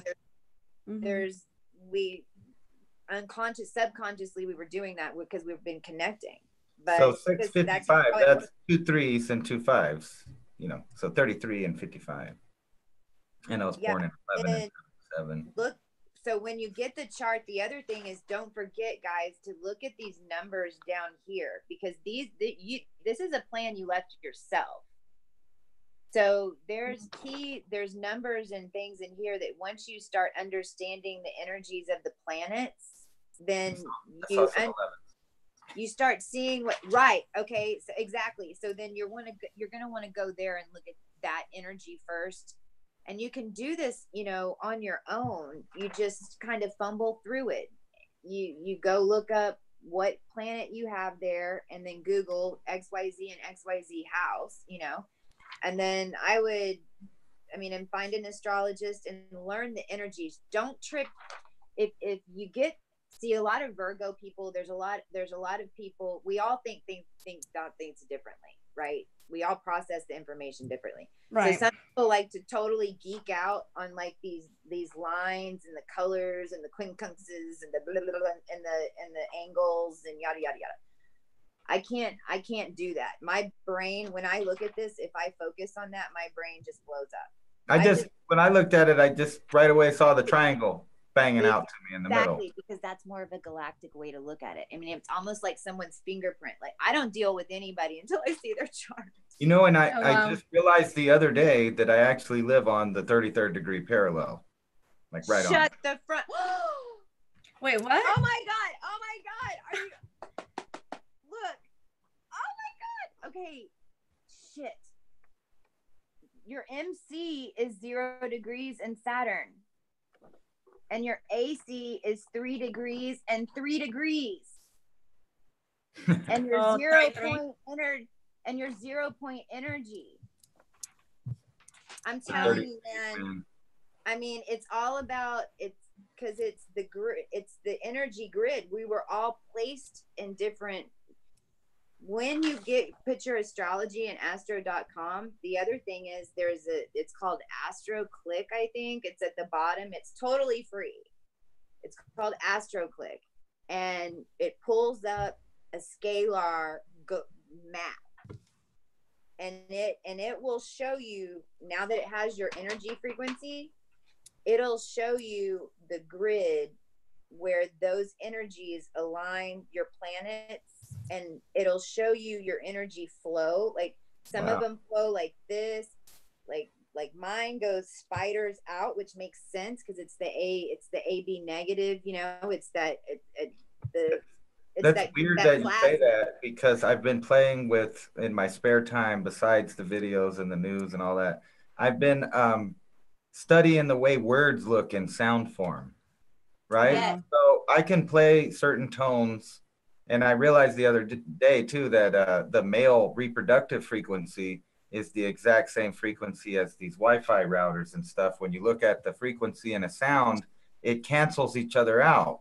Of course it right? does. So like you look at the Schumann frequency or the human frequency or some of the other ones, and you see a straight wave pattern that's a clean, almost like a DNA pattern. It looks like that. Oh, but really? Add other frequencies to it, they cancel each other out. And I've been tripping on words. Words make a certain wave. So like, you know, and you were talking about the pyramids, you know, almost every one of the pyramids that are the old megalithic ones and the subterranean chambers that have the big boxes, those giant boxes, and almost even in South America and other places that have megalithic, the acoustics and the resonation is like the main thing there. They were built so that sound would travel, and the power. And if you think about any esoteric thing, like they talk about, you know, vibrations, and magic is all about words that are it's alchemy, right? And that's and basically that's the alchemy that we're using. We're alchemizing our bodies, literally. I think they actually like have taught us this lesson through ancient stories. It's just no one paid attention. Like, you know, if you've ever heard the thing that if you know a demon's name, you have power over it. If you know its real name, its real sound, or the kids' version, Rumpelstiltskin. You know, Rumpelstiltskin could do anything to anybody, but if you knew his name, he had no power over you. Matter of fact, you could control him. Oh, wow. And those are all. Which is exactly why Prince changed his name to a symbol. That and they copyrighted his name and took it away from him, so he couldn't use it. So that's why he was the artist formerly known as Prince, because he wasn't legally allowed to say he was Prince anymore. When he was the artist, they stole it. He chose to change his name to a symbol. Yeah. Okay. See, they stole his identity. They like took his frequency, his word. Okay. Well, then let me use another example. The reason pornography and porn artists have more difficult, because this is the same thing, have more difficult lives and end up doing drugs and stuff, like, isn't about the sex, because they actually love their bodies. They're not ashamed of them. They're not ashamed of sex. They have no judgment. That's not what it is. You know, we don't judge them either. But the reason is that because we are spiritual beings having a human experience, and what we did not know is that when we focus all that intent in that creation, and people are mindlessly just alleviating themselves to them, you're sending that energy to them. Yeah, your intent. So this is how we've been manipulated. All right. And this is also how we're manipulated in the news. And the biggest issue with the shift right now, because we're shifting, like, yes, the shift has already happened. It's pulled away. The collective, we're ascending the planet. But now it's how many is coming with us. And the biggest issue is this AI timeline and what you were talking about at the show with these robots and blah blah blah blah. See, this is the shift. they, no matter what it is, it's that the programming convinced us that the power was outside of us. The technology was something that we had to build in order to, but the power was in the technology. The power was in the magic. The power was in the tarot cards. The power was in the crystals. The power was, those are all tools. I've said that online before, haven't I? That I don't even believe in the things. It's just the thing that someone focuses on to do what they do already. It's intent. If they really do it. It's intent, yes. If you're psychic and you really can find things that are lost and you don't know how to focus, a lot of them use a pendulum or, stuff like that. But it's not the object. I've always said that, like the tarot card readers. There are some really impressive tarot card readers that I've met. And I have a tarot card deck too, and it's just a bunch of cards, but it's the way that that person is feeling and reading that stuff. Yes. It's a tool to read your intuition. Yes. Yeah. I mean, it gives you, of course, you're getting guidance. I mean, the cards are coming out. I mean, that really is happening. Don't get me wrong. I mean, right. It's a tool, just like the astrology chart is a tool, just like, numerology in your names. It's all, and that's my point. It's like, it's all an integration of it all. It's not just focusing on one thing, but the core thing is that we remember that our bodies are the technology. Yeah. I mean, it's a all the answers are within us, inside us. Right. Yeah, your body's your temple, right? Right. Yes. And so because whenever we get these shackles released, you can call them powers, but you really do have a higher resonance and you experience things completely different no matter where you are. That's true. I'm working on getting to my higher self right now. Right. And what'll help is if you stop focusing on that news shit, because Hillary Clinton and, hey, by the way, Donald Trump is one of your Regulus brothers. That's funny. The Trump dude. Yeah, right. Yeah. And if you even notice when he sits in meetings, he does this. And this is a kind of like an old energy symbol. This is the poles. This is north and south. That's not what it meant in my high school. I'm just saying. There was a power to this, but it was a totally different thing. It's the same thing, basically. Oh, you know what's weird about that though is if you look at DC, what do you see out there by the giant phallic symbol? If you look on the ground, there's a track out there, and the track is set up just like the female parts. So whenever the obelisk is up, as above, so below, it gets submerged in the water, and then on the other side of it is the female thing on the ground. It's part of the sacred geometry there. So I kind of saying we're bend over. Oh wow, that's right. You notice the only reason I actually but hey, this may sound weird, but the only reason I like Trump is because I've never seen him do the hidden hand yet. Every other president, I've always seen him do it.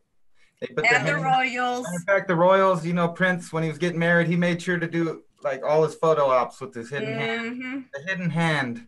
And Bush did it, Obama did it, Bill did it, Reagan did it, all of them. I haven't seen Trump do it. That doesn't mean he hasn't, but I haven't seen it. Here's what you have to remember. They're fourth dimensional beings, and they literally cannot exist in a higher dimension because as they cannot manifest with their heart. That's why they kept us in fear. So that they were getting that, they were making us work for them. I mean, it was right. I mean, we had the car, we had the money, but we couldn't go anywhere because we couldn't get too far. I mean, if you even go and think about the necktie and the cufflinks, those are the guys that, because I was in all those big corporate meetings, and those were the people that we gave all this respect to. And then whenever you get up there, you realize, man, that dude is shackled like a mother. Well, not to mention, that they realize that most people, not all of them, but a big majority of people that are CEOs, major successful billionaire, millionaire people, and politicians, lawyers, the majority of them are psychos.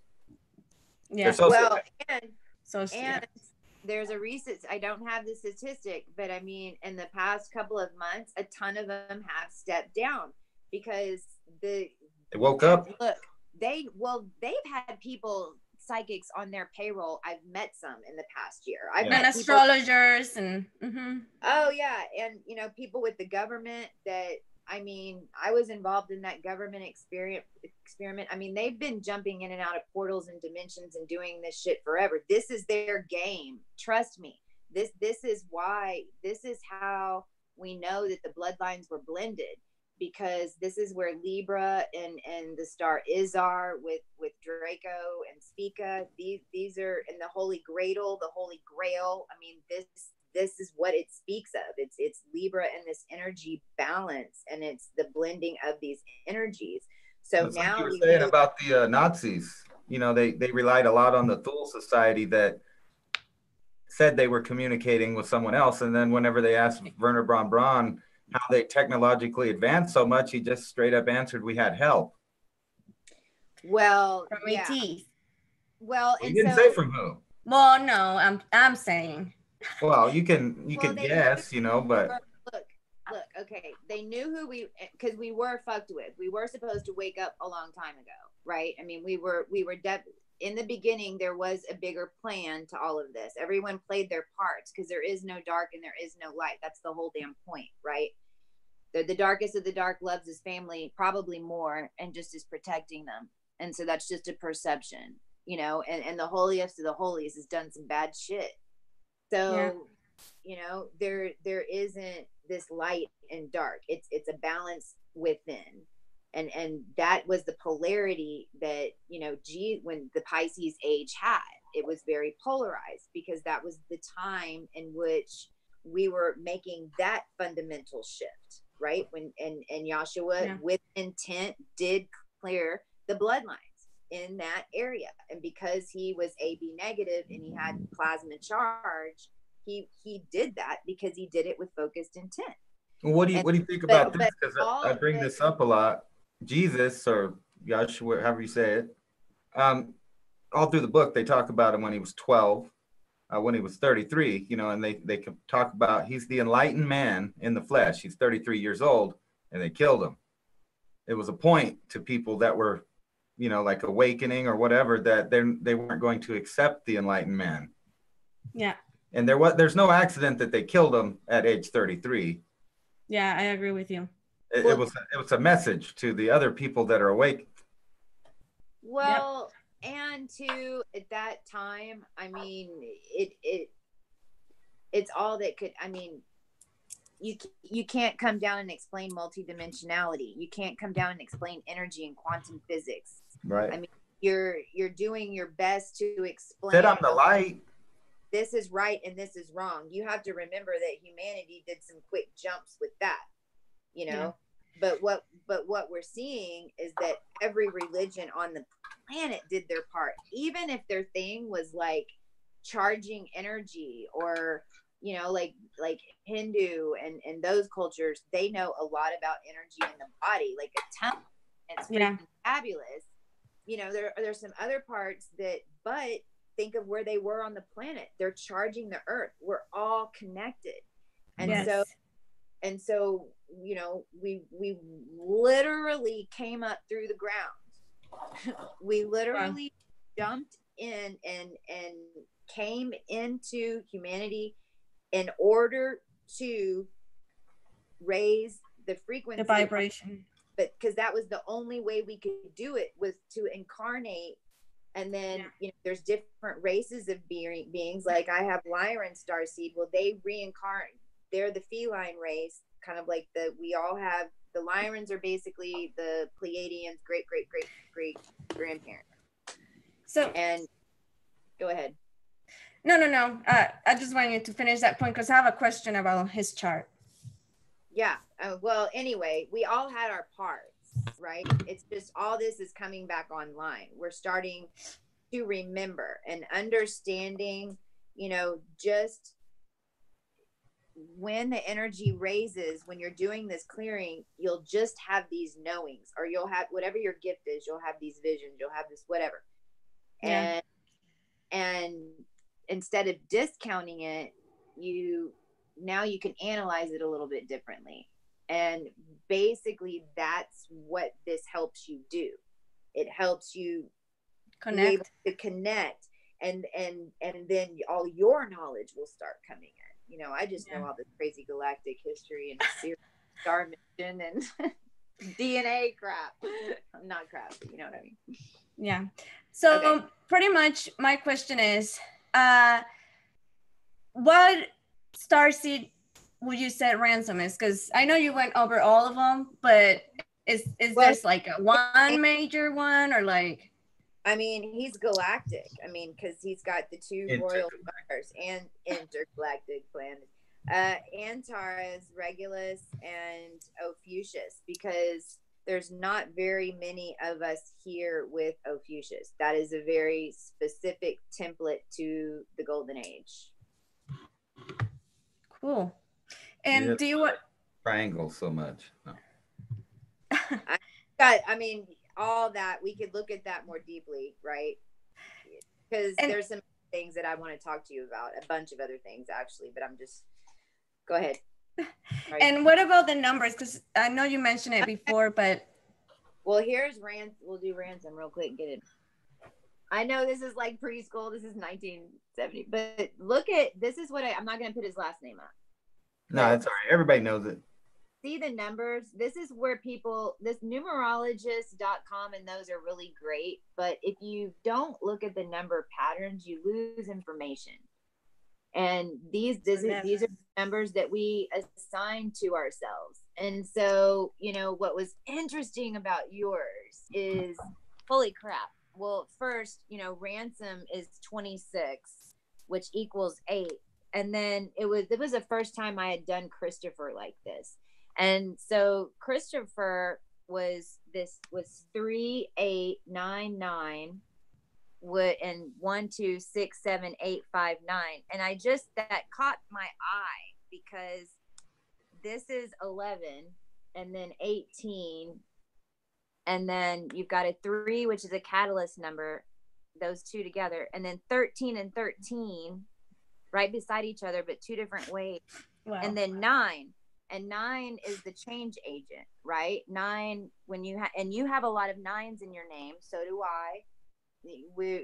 That's that galactic energy frequency. That's that extra plasma DNA piece that allows for that faster. That was part of it. Yeah. When we connected, but so anyway, 13 and 13 right next to each other. It ties back to 26. So and the vibration of Christopher is 13. Or 4, but that's your Ophiuchus number again, because Ophiuchus is the 13th sign. That is what 13. Wow. And then Godwin, so I was like, so fun to do because I hadn't done God. So I was like, okay, well, what is that? Well, that equals 8, and then Win equals 1. So together it equals 9. Wow. Oh, I thought that was beautiful. And then 595. So then this Godwin is a 9 energy. So all in all, it's an overall 3, which 3 is the catalyst. And then what's interesting too is on your vowels, that's like your soul energy, right? Because this is that's your tones. Again, back to the resonance. Yeah. So like your energy, and you may be able to do this. I don't know musical notes, but I know these numbers are going to chart back to musical notes. And I've tried to kind of do like a I don't know if high or low, you know, but you can see the frequencies in people's names. And so the soul anyway is 6. So like I don't know the notes, but I could look at music and tell the sounds. Right, I don't know what the notes mean. But 9 6 5, you know, but like Anna's is like you know, like you can see the numerics, but when you meet people, you know, look at their number frequencies, you know, see what you're dealing with. Even if you don't know their astrology and all that stuff, you know, look at you know what's funny about that though is my name's not even supposed to be Christopher. It's supposed to be Christova. Tova. Christova. But the guy at the hospital, Dr. Tony Ho, just for some reason disagreed with the way that my dad told him to put the name, so he wrote it that way. Christopher. Interesting. Well, and the V's, if you have V's in your family lineage, typically that's linked to either Antares or that A line, which is the Draco side. And if you have Z's also in your name, that's, you know, you usually find it linked to that original Draco line as well. V's the master. V's, the Z is the master. Shoot, I was gonna ask something and now I forget. Oh no, I remember now. Aurora Rain said, hold on, what she said. She said something about your name, Ransom. She said something, I can't look at the comment right now, but she said something like, Chris Godwin or something. Like, are you serious? And you mentioned that before, that is your dad. Yes, because Christ is a ransom from God, yes. And that's and that's in your stars. Like, oh, you've got to go read the mythology in your stars under constellation of words. I'll send it to you later, but I mean, some of that is actually laid out in the history of these star points. That's what I'm saying. Like, you can kind of start seeing how it all comes, and see there's a link with your name. Yeah. Wow. And ransom means the rock or the shield, and Godwin is actually a Germanic word that used to be pronounced Godsfin, which means God's friend. God's friend of God, whatever. That's awesome. I didn't make it on a 33-degree. What? That trips me out. Okay. What about my name? I'm curious now. I know. Okay, let's read. And my name has a lot of doubles in it, in my full name. Yeah. It's an Anunnaki name. Anunnaki. One of the first women that they talked about was an Anu. Well, and like when 33 comes up, 1515 comes up with, it's been coming up with me a lot lately, and we've had a lot of transits actually that equal 1515. Because I mean, think about it, if you write 1515, it looks like Isis, right? Yeah, right. Yeah. And so it's like 1550. So that's the energy of it. So anyway, 15s have been on my mind. Well, Anna is 1551. It's an anagram. Anna is an anagram. That's funny. Yeah. Back and forth, it's the same. So 155, right? And then like Illuminati. That Navarro is a 99. Has that 99 in it. But see, you also have 5s and 4, because it's 5 1. This is what I thought was weird. See the pattern? You have 1. You have 5 4, that's 9, and then 9 9. You've got 2 1s in the middle. Wow. And sometimes this doesn't mean anything to somebody, but I guarantee you it might be a key to something big. And I was born at 5:15, by the way. Hey, look, it's 9/11. Tell me that isn't. Tell me that's what I got in your thing. 2 1s and a 9. Yeah, I think that's what I have. 5:15 p.m. Okay. And then your Vadio you have that master 33, and then with the 6, and the 3 and the 6 equals a 9, because it's all the sequence in which it goes too, right? Because you have a 3, so that's a catalyst to get to the next catalyst, which gets to the next. Anyway, but so lots of. Bam. But what was interesting in yours too was that your overall was a 77, and this is something that's been so all the energies in your whole name added up to a specific 77. And wow. Yeah, I know somebody that was born in 77. That's weird. You? What does that mean to you though, Anna? 77. I don't know. What does 7 mean to you? Nothing for now. Nothing, but actually it's funny because yesterday I actually ordered pizza and they had a special of 777 special. So it's funny that you mentioned today the 777 again. The pizza. And pizzas are triangles.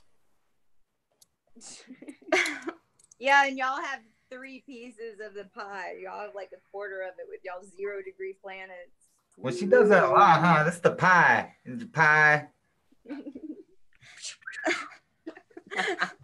This is late night TV, ladies and gentlemen. Yes. I'm playing it up too. It's fun. I get to be free. You're 6, 17. Yeah. Yeah, so then your overall is a 5, which is change agent, and your soul is 8, and infinity. So the completion. Infinity. And then Anna's son is on. Actually, 8. If you cut 8 down the middle, it makes 2 3s in the shape. Oh, Same. wow. Yes, and actually, and then if you move them to, well, it's a 0.5 degree or 2.5 degrees, that's what makes the 3 dots. When you flip them and merge them, because that's what we did when we flipped it, everything's upside down and backwards, basically. So mirror and merge in the number codes, mirror and merge interaction, mirror merge everything. So yeah, that 333, that's where the ... came from. Mm-hmm. Yeah, and we I've were been just seeing talking a lot about of Da Vinci earlier, remember? And he's the guy that used to hide stuff in the mirror opposites. wow. And in layers, because it was dimensionality, like And how what were you saying about that 72? Did you notice I made sure to say that if you look at Da Vinci's signature, the letters look like 72. Yeah. It was just weird. I mentioned that. Yeah. But you rewind and check that out. I spotted it. Talking about the 72 stuff. Yeah. Well, and honestly, like the anagrams, that's been coming up a lot lately too, with the code and the shifts. When I'm looking at people's dates, when I backtrack from 1991 and start, if you'll go back in 1991 and go 9 years from there, see what year that is, and then what year it was for you, like, and line them up, you can kind of start seeing a rhythm there in the 9s, and they link up at some point with an anagram. And that's weird. Completed. 91's whenever the United States decided that we were going to destroy the old Babylon. That's when the war started, actually, in 91, not in 2001. But what actually ended that, but that was also the first war that all the major players around the world were all going after one freaking guy.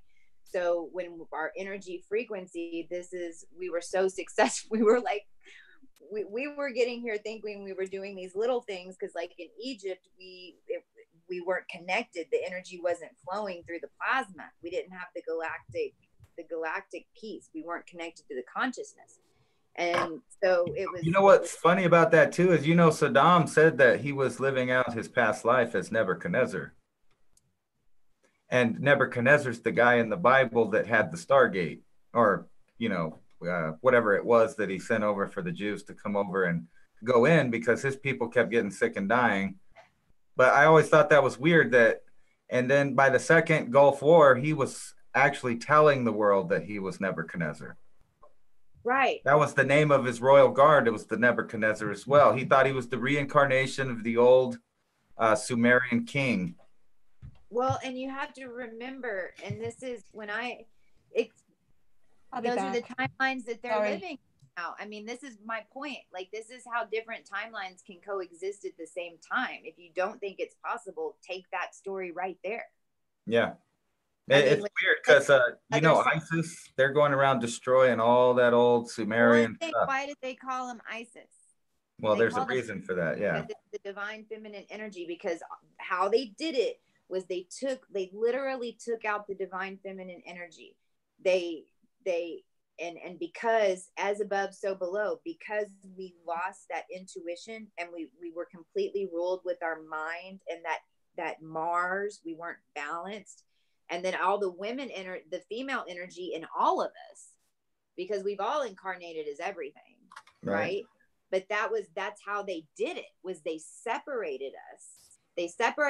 And then in the Babylonian stuff, this is what happened. They separated all of us, changed our languages, and then through fear, And because United States, I mean, there's a reason it all started happening here, because the ley lines of the United States affect way more of the planet, right? So when they came in and convinced all of us that, you know, the programming and the television and the, I mean, don't you remember, like, I totally remember, like, that I didn't realize I was doing it. I was binge watching Sons of Anarchy. I freaking loved Bad Boys. I ain't even gonna lie, that was my thing.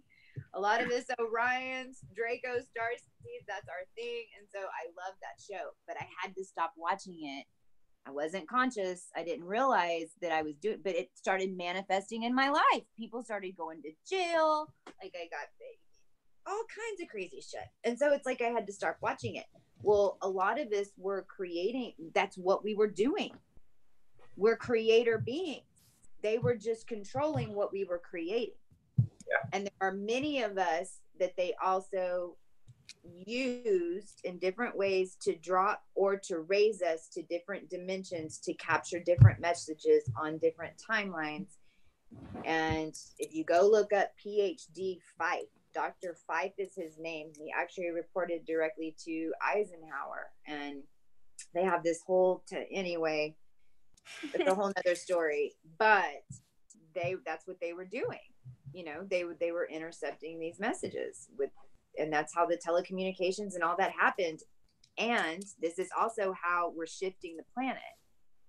Okay, this is a great example, because when they used any of us to alter timelines, if they did, then whenever we clear that energy consciously, which we're all connected now, remember, we're affecting way more people than we ever thought. Like when we it is like cleared down to the original seed. Yeah. So the reason that they never could kill any of us, they could make our life hell in the 3D world, but they couldn't kill any of us, because whenever they did, it would collapse all the shit that we changed. Wow. But that's exactly the same way that we're shifting our reality, because when we clear that bloodline, then all that bad stuff that they did cease to exist. Wow. They can do it again. Yeah. They can keep you trapped in the 3D, but only you can keep you there. They can't do You shit. think that's why every so often, you know, like they destroy all the information? It's like people get to a point like now, and you already see it, that the internet is destroying information. Yeah. You can go back to the Library of Alexandria when they were at a peak as well, and they went and burned it and destroyed it and erased it and made sure nobody had access to any of those old ideas. And we're just barely relearning this stuff now. That's what all the wars and everything were for. Every single war has been to destroy the truth that I'm telling you right the hell now. And we were talking about that too, about every culture comes to the old culture, then they build on their temple and make their temple, so that when the people go to their religious place, they have to take the new program. Yeah, that's exactly. Go ahead, Christi. But divine plan had it go down like this. Guess where the records are? In our DNA. In us. Yeah. Surprise, mother. There's actually the movie about that exact thing, which is the old Ray Bradbury, you know, Fahrenheit 451, but they just remade it. And they talk about that because they're burning all the books, what they've decided to do is hide all of the Earth's books that they could get a hold of and put it into the DNA, into the wildlife, so that the wildlife would spread, you know, because you can't really control the mating habits of wildlife. So it would spread all over the world, and then everyone would there would be no way to eradicate the ideas that they were trying to get rid of, because they were pretty much talking about, you know, information and thoughts are the enemy to happiness, because if you know things, you know, you might think about things. That's the concept of that movie, but they twisted it backwards with new political programs compared to the old. Right. I mean, but listen, some of these shows, I mean, you have to watch them to get the concepts down. I mean, art. I mean, yes, there is Hollywood. Yes, there's there's that stuff that goes on. right? There's people that have literally sold their soul to the devil, and then they found out about it and they've told you all about it in their music, and they've been doing it forever, right? So yes, that happens. However, that is the arts. That is what we're going back to. We're going to come into a time, and I clearly know this, that what's perceived as fiction is going to be the most truthful thing on the planet. Well, yeah, it's like that right now. The scientific technological thing has happened so far ahead of what people think it is, that when you watch a movie and you see something you know is real, and then when you talk about the real thing, other people will look at you stupid and go, yeah, I saw that movie. You watch too much TV, you know, like that's on TV. But no, it's real. And they're barely saying stuff that's 30 years old.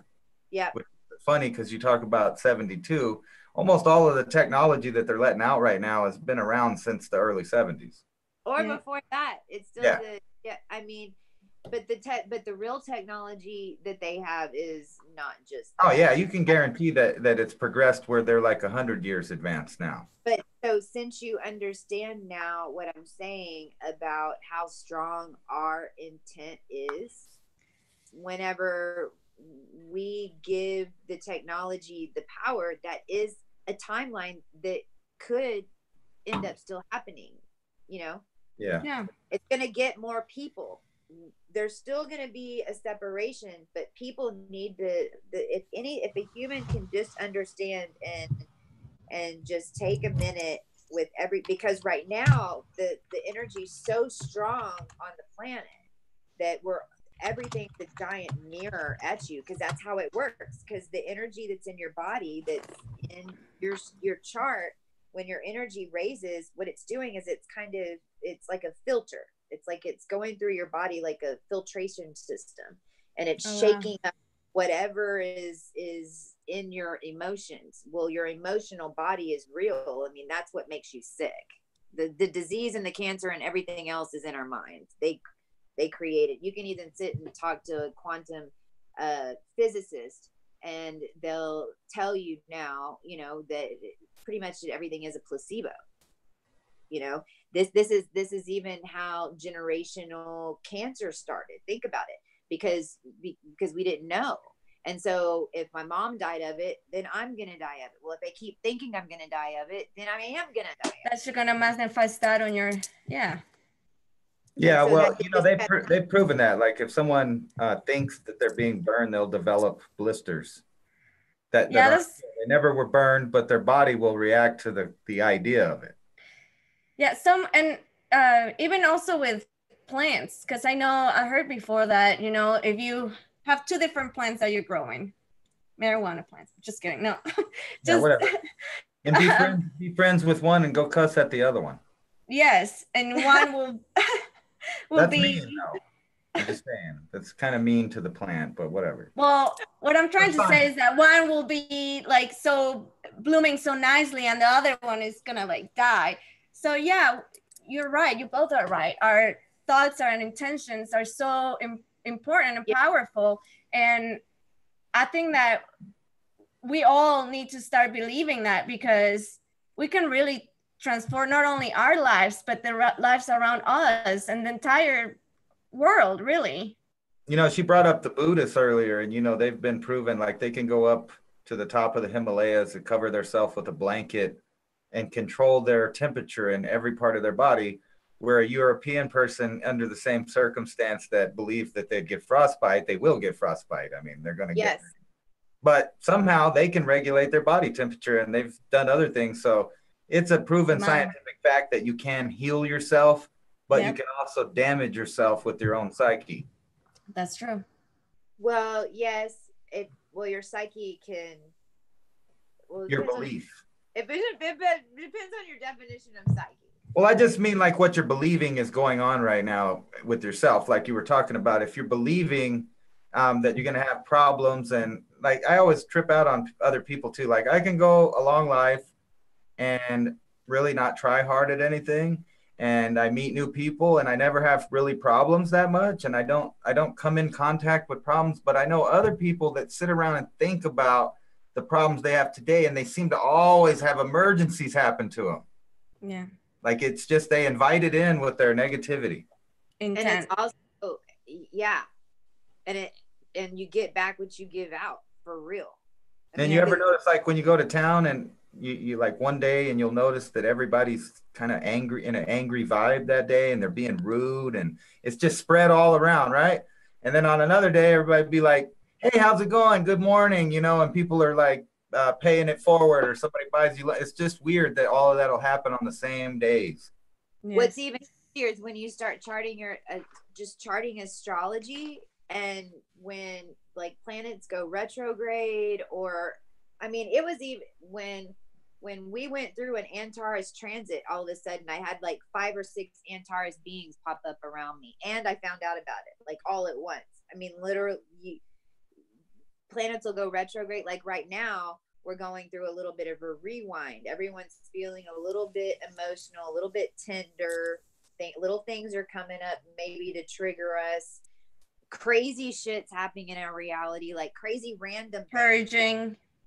It's like because the universe, this is what it's doing, because the energy's going up. Well, when the energy's going up, it wants you to release whatever doesn't serve you anymore, right? Well, sometimes that's the human comfort. I mean, that's why most of us starseeds, from the outside, it looks like our world is tore up from the 3D perspective, but from the inside, we've never been healthier than anything, and we're all fixing to just explode, right? But it's that break, that you have to take out the trash in order to bring in the good stuff, and so to hold space for it. But what'll happen is like an experience will pop up where maybe you reacted before, you know, or the ex-girlfriend will call back. Right now we're in this retrograde period where you're going to have a lot of people coming back into your life, just pop up random. Now watch, I say this, and you're going to be like, no. And you watch in the next couple of weeks, somebody's going to pop back up, and you're going to be like, oh shit. But we were all being guided through this wheel, but we weren't conscious of it. So we were being guided the way they wanted us to go. Now what's happened is that a bunch of us starseeds are activated, and literally every day we, with our voice, say, I activate the sun, I activate the moon, I activate my planets every morning, I activate my DNA, I activate my RC DNA. Like, you have to say it, because remember, your body is the controller. Yeah. So anyway. So who were you, Anna, in the past life? Yeah. I don't know. Let's find out. Let's go back to the charts. Is everyone enjoying this? I think so. I haven't been watching the chat. My computers are all busy and stuff. I've been watching it, and the chat has been awesome. They're talking about all kinds of stuff. They're loving you, Cosmic, Christi. So, but to be honest with you, I'm itching to know about my chart. Well, okay. So we did your name. Now your son, and this was what was really cool about the two of you, because it's both your sons are both on your major starseed location. So yours is 8 degrees Aries is your sun, and that is a Zeta Reticuli location. Explain that, because I have no idea what that is. So this is another one that has a lot of judgment, right? Like Antares, Draco, Zeta, that we just need to understand, because once we understand it, then we realize our mind, you have a supercomputer for a mind. Okay. You have like a Zeta Reticuli is basically a hybrid, right? I mean, because that's what we did. That's what happened in Egypt when we mixed the dragon bloodlines. We were creating humans that could create like a dragon, right? Wow. But we had to process the energy through our heart. We had to, in order to get that resonance to that place. But I mean, all that, you know, in the World War II, that all really continued, right? I mean, that all continued. Yes. So all those experiments and all that was a master plan in order so that we could be here right now, right? So the Zetas kind of like the Dracos, which I have, and then I'll tell you, but you already know you have the Notice 11 Mark II. So Notice 11 and Notice 1, those are original Draco star seeds. So kind of like Ransom, had the Antares galactic seed. You have the Draco galactic seed, and so the Zetas and the Dracos, when in Atlantis, when Lyra's came involved here, it was Lyra, Sirius, anyway. But this is this whole Atlantis thing. Whenever we fell backwards, that was, and even if you go look at the planets, and even if you go look at the blood, because if you really look at the planets and then think of it in terms of blood, you start seeing cells going into other ones, creating plasma streams, and it's kind of within the body, right? Right. So I'm explaining that because, when you have Zeta Reticuli, right, then there might be the energy of well, first of all, they tend to have a little bit more health problems than normal people. I did. Yeah.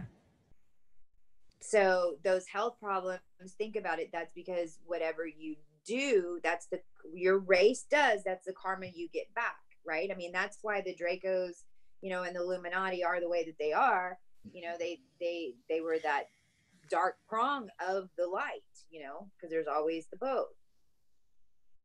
But the health thing, so the Zetas, basically what happened was the Zetas got captured by the Draco, because the Draco were blowing up everything. I mean, that's why this huge plan started with the Syrians and the Andromedans and the Aldebarans. I mean, the Lyrans and the those damn Dracos, man. That's how this thing started, because... So there's a difference, right? There's a difference between the Asian Dracos and the Dracos, correct? Or no? Who's the Asian Dracos? No, not ancient. I meant not Asian. Okay, well, that was racist. Well, I mean, honestly, in some cases, that's what's trippy. There's no difference. There's still the queen is still probably the same being. I mean, it's the same being. Yeah. Okay. I mean, they live forever, but they also, and what was interesting about it too was the hydrogen, because they breathe hydrogen, not oxygen. And so that's a lot of the planetary problems that have happened, because they kind of came in and infiltrated. That's funny. Okay, I was just wondering that. Continue. But I didn't. The health stuff that you had, I mean, typically that's because that's the program. So that was just energy in your body that manifested, because we didn't know. Hey, if you feel sick, it's because a gray alien might have made you into a hybrid. I mean, we didn't know. No. But that energy comes out, and so you create that. Well, then, but if you know that, if you're conscious that, okay, I'm gonna maybe have these little itches where it might make me panic and feel like I'm getting sick, but I'm not. That's just my mind that's making me feel that way. So ego, sit down. That's just a program. You see how you can so easily change that pattern whenever you know why it's happening? Yeah, well, that's the whole thing. You can't heal any disease without knowing what caused it. You can't fix anything within yourself if you don't know what actually is the root cause of the problem. Because if you could just mask it and you don't ever reach the root of the problem, it's just gonna keep happening over and over and over. So yeah. Because if you don't, but all you have to do is learn the lesson. And what we've noticed in this new energy, though, Anna, is that because the energy is so freaking strong, especially right now and leading up to this karma full moon, that's what they're calling this full moon. It's in 5 days. And remember, we're all focusing intent on the moon. That's why the moon is so powerful. I mean, it has changed. We do have different skies. Things are really start changing.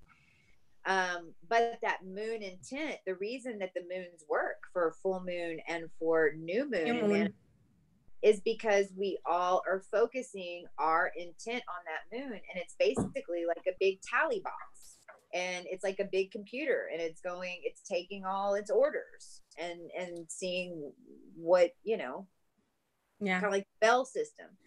But anyway, so I have Zetas, and I have Theta, and then you have your MC is really close to Bellatrix. It's almost dead on it. And so Bellatrix, it's Bellatrix. And again, I'll send y'all these because I normally send y'all the chart when we do these together. And that is Orion. And so this has come up with you want to talk about you've known this one. Yeah. The connection that I've been picking up on the Orions. Yeah. Okay. Because I know all this energy with Orion and Betelgeuse, and so the sun just went through this piece. So yeah. Well, I know it's gonna sound whatever. I'm just gonna say it. I always have these three. I don't know if you guys can see it. Those three freckles. Right there. 1, 2, 3. That I don't know. For some reason, I always knew they meant something. I don't know. There's one up there too. You got the belt on your arm or what? And well, I can't show that one because it's in my upper thigh. Do it. But no. Wow. No, but on my leg, on my upper thigh, I have a triangle one. Oh yeah, yeah, I know the upper thigh and the triangle. Yes. No. Very powerful triangle in the upper thigh area. That's been coming up a lot tonight. I'm saying I have a freckles on my thigh. Yeah, we know. It's like that. And actually, recently, I came across a video that the Mayans, the way they built the pyramids in Tikal in Guatemala, Yep. they were actually placed as the Orion belt, and then the triangle. So I don't know, I started connecting. Even that last one is off like by a margin, just like the belt is. But I'm remixing this video tonight. This will be a music video, just fair warning, because of all of the anus and the triangles. I can't help it, and it's going to happen. Okay. But yeah, no. Just don't do it. So that's too bad. Please. I was thinking of naming it out of context. Just, everything's out of context there, isn't it? But anyway, so yeah, I'm starting to pick up on that connection with the Orions. But we talked, so you and I, when did I tell you this? I told you this like a month and a half, 2 months ago. Yes. And then right after that is what? Then that's when you fell into the Mayan stuff. Yes. And I must have to say, I was extremely guided to do the Mayan stuff. And I feel it in my blood. I really do. Yes. And I'm not saying I did that. What I'm saying is having that trigger it to know that connection, because so much of your chart shows, that while he, Ransom had more of that galactic energy, right? Your lifetimes, galactic, have been more from the earth. Like your timelines have been more on the earthly side. So, for instance, mine? your Chiron wound is it's called Prima Hyadum. And it's basically the seven sisters to Chiron Pleiades, the 7 daughters of Atlas and Aethra. So it's basically the 7 sisters of the Pleiades. This was like the 7 sisters of Orion, but it was There's in that sevens again. Atlantis. It was that Atlantis timeline. And you have Uranus retrograde. So if you have Uranus retrograde in your chart, there you go, Ransom. Then you were in Atlantis when it fell. So what you're saying is really Uranus is going in the wrong direction, retrograde, yes. backwards. Right. And so some of these planets don't, that Uranus transit, now you're showing up in your chart as Uranus retrograde gives you like a timeline perspective, basically. Oh, wow. And if you have Saturn retrograde, then that means that you're repeating a lifetime, which I have that too. A lot of us have that. Like, do I have that? Yes. Oh, okay. So that's kind of like sometimes why it feels like you've been here, done that before, especially in the past, because we were on these we were basically, because we were coming in, but we weren't waking up. And so we were like coming back and coming back and coming back and being like, well, shit, you know, here's the best plan I got. Wow. Sign me up, do it again. But anyway, so that was more that Atlantis timeline. And then, but what's really interesting about yours is that your, not only is it's your Mercury and your Venus that are almost right on top. They're conjunct. They're both at 17 degrees of Aries, which is dead on this ancient Draco Notice 11 star location. So that's your Mercury is your thoughts and your Venus is your emotion. So they're on this same energy of Aries, and you have a lot of fire in your lineage, because you also you have several markings with Zeta. At the IC, at your IC, which is the information that you're bringing in, that's in 17 degrees Sagittarius, which is 2 stars, which y'all had a lot that were 2, like the points were dead on 2, but there's reasons. So that IC was 2. One of them is the tail of the scorpion, and it's the warrior. And not only the warrior, but it's the love of war is play. It's just like that physical nature. But this is the Eta Ophiuchus. So this is really close to, it's one of the stars in the Ophiuchus constellation. And it's the snake that Ophiuchus is struggling. So you can kind of see, you know, so you have that dragon DNA. And so now can you see, and now I'm describing how you're pulling your energy in. And you start with that dragon energy that comes in. That's that core. You have that in your core. So we already know that those are some programs that you're going to have. Yeah. Then your AC though is in Virgo, and it's 3 stars, but they're in Virgo, but they're actually in Libra, right? Because it's a sphere. So they, you know, it shrinks in. Right? So it shrinks in. So, but you have these 3 stars, and what's really cool is they're on the weights of Libra. That's cool. And it's one point, but there's 3 different points where you're in this Libra process. And it's where you're excuse me. It's how people see you. Your ascending is how people see you. And so this is really interesting, right? Because people see you as that way, just like people, I'm an Aries rising. So people see me as like, rawr, and I am, man, I've got all this funky energy, but I'm also like, really not sweet, but no one sees that part of me because I'm all rawr. Rawr.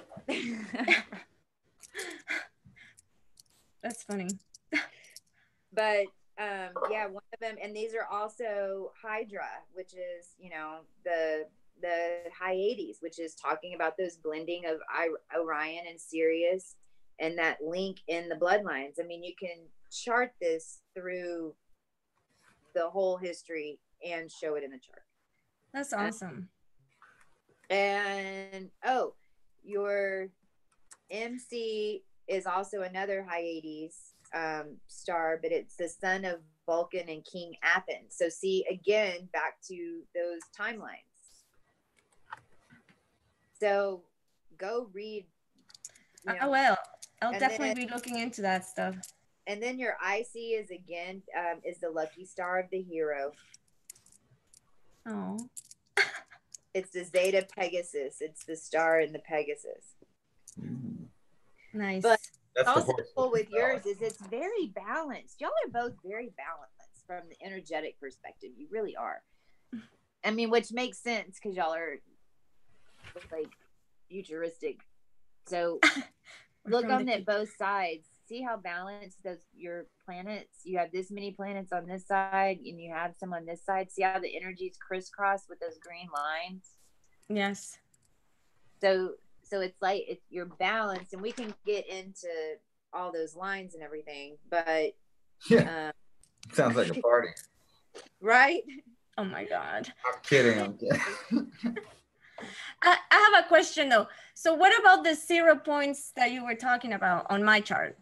You have 0 degree Cancer, thank you. Cancer moon, and that is on a star called Yilden, and I didn't look that up yet.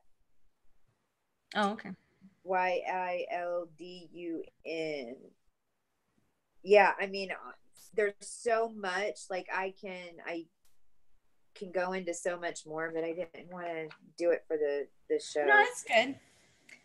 But I mean, the most important thing is that when you understand this, and so like the Orion stuff, like when you're dealing with more of the people who have the programming from the Draco star seeds, even on Taurus, you know, any of the more paternal energies, then we had to live through a lot more abuse, a lot more standing up in our power, taking our power was more taken mentally than anything. So that manifested with a lot of, especially women, especially now, and like sexual abuse or child abuse or yep. Narcissism. I mean, every single one of us were in a lot of situations where we quite literally just had to say, I'm done. I'm getting out of here, and stand up and walk away. And you didn't care what the hell happened, and you kind of see how it all settled. But that is those Orion programs, and so understanding, and see, some of us, like me, I've got 20 something star points in my chart. So that's the AB negative. That's why I can understand what program, because I've cleared it in some way. That's great. That's awesome. So pretty much those charts that you do, they really go really deep. And as you guys could see, there's a lot of information within them. And Ransom is just being silly over there. I know. Well, so, and what's cool about it is this is information that, I mean, this is just, once you get it, what it does is it raises your consciousness. Number two, just it, because when I connect to people, what I'm doing is basically opening up my energy channels. And because I have so many, you know, like with I have Regulus with him, I have Notice with you. I've got so many of them that I help communicate to you in your language, because I'm letting your starseed locations talk through me. Does that make sense? Yes, it does make sense, because when you talked to me a few months ago and you mentioned all this to me, and honestly, I had no clue what you were saying, to be honest with you. That's not how it works. But as time went by, like I start clicking like things start clicking with me, and then the Mayan stuff, and then the Orion stuff on me, and all of this. So yes, I see what you mean, how it triggers your subconscious, I guess. Yes. Yeah. Well, and then when you can realize, because the biggest thing to get to the next level, I mean, because really, I honestly, now I have gotten to a point where I've cleared a lot of my fear. I still would have a fear if I had to jump off a building. I don't think I could fly or anything like that yet. But I mean, as far as like, you know, I know that nothing's going to happen to me that's not supposed to happen. And if it does, then that's what's supposed to happen. Right. You know, but what's on the master plan back there? Oh, my what? My master plan? I've been looking at the solar, the moon, like solstice, maybe. I mean, I only, Oh, back you got here? a couple letters popping out. The super new moons. Yeah, see, she's got a whole whiteboard with the whole thing back Well, there. apparently you haven't seen her videos because she's No. the whiteboard master. The whiteboard master? Well, Yes. easier, when I'm talking about the energy bodies instead of doing, I use these. Do you make the little people drawings too? Yes, I do. Oh. Well, people, no, mostly just writing. Mostly it's just I go through different points. Like this is the video I'm going to do tomorrow is the history of the galactic mission. Some of the things that I talk about. Awesome. We're getting a sneak peek. She tried to hide it all for us, but we saw it. Well, I thought I was a place to like chill. This is Bear. Y'all got to see Bear. Oh, he's sleepy. Oh, Yoda. Oh, you are galactic travelers. Oh, he's so cute. I don't know. Oh no, I kicked him out. I had my cat here. I was gonna show everybody my fat cat. Oh my God, that thing. That's just you need to like make a whole HD video with just that cat. I'm telling you, that cat is the fattest cat I've ever seen in my life. Is it like Garfield? You haven't seen him? Here, I'm gonna go get him. I'll be right back. That cat has to be like, what, 40 pounds? No, he's 30 pounds. Oh, damn. No, it is. The little arms poke out of it. I like cats, but that one makes me feel bad. He definitely looks like he ate a pan of lasagna for real. Oh my gosh. That's how my Pekingese was. She reminded me of Garfield. She acted like him too. Like, what? So what have you done a lot of studying into the RH negative? All right. Oh yeah. I mean, here's the Oh my cat. God. See? Oh my God. That's the biggest cat ever in the world. Hi, everybody. I'm telling you, man. Oh my gosh. Hi, kitty. If you make an HD video of that cat, you'll be viral overnight. You need to sit him on one of those pot plant with the, those pot plant holders that have the wheels at the bottom. Yeah, right. Tigger. What? How much does he weigh? I told you 30 pounds. What? 30 pounds. I mean, but yeah, that little arms stick out of him like he's like a big stuffed animal. He's purring. I don't know if you guys can hear him. No, it's muffled by all the cat. All right, keep going. I'm sorry. I want to know if you studied what Ransom was saying. Oh my gosh. He needs to purge his emotional body, Anna. I need to give him some bath salt. Yes, for real. That is like so real. That tripped me out when that happened. Oh yeah, there's the other one. There's Aw. Garfield and Odie right there. Yep. Okay, I'll be back. But yeah, I'm curious to know if you studied what Ransom was asking you before I showed. Oh, about the cat. RH negative there that just kind of popped up. Well, of course, right? Because I had been looking into it for as long as I could remember. I mean, so I'm 45 years old, and this is when you had card catalogs. For real. Because that's what we were still doing. And so in the beginning, it was just information in books where we really didn't know where it came from. And then I searched it, and a lot of us did. We searched it out instinctively because we had an experience that made us find out, this is how we started coming together and making these connections to begin with. But even in the last year and a half even, there's been an influx of information, right? Because this was the information that was kept from us. And it's not only a negative, there's an X factor in the blood.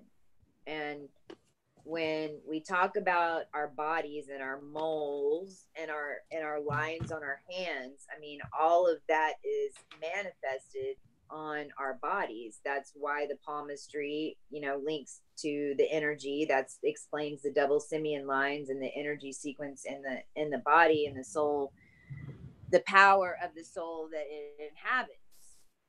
You know, there's different vessels of it, but anyway, all that's really just came online in the past year and a half because we were all awakening and putting more information in, right?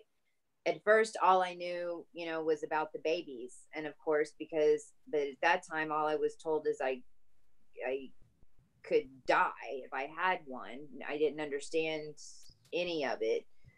And then I started linking together with the double simian groups because when my son was born 10 years ago with double simian lines, and at that point, right, and I'm an adopted he's a positive. He's a O positive, but he has double simian lines. And this is how I found out about this, because they wanted to do a chromosome test on him, and I wouldn't let him, because most Downs babies have double simian lines. Well, that is the 13th chromosome though.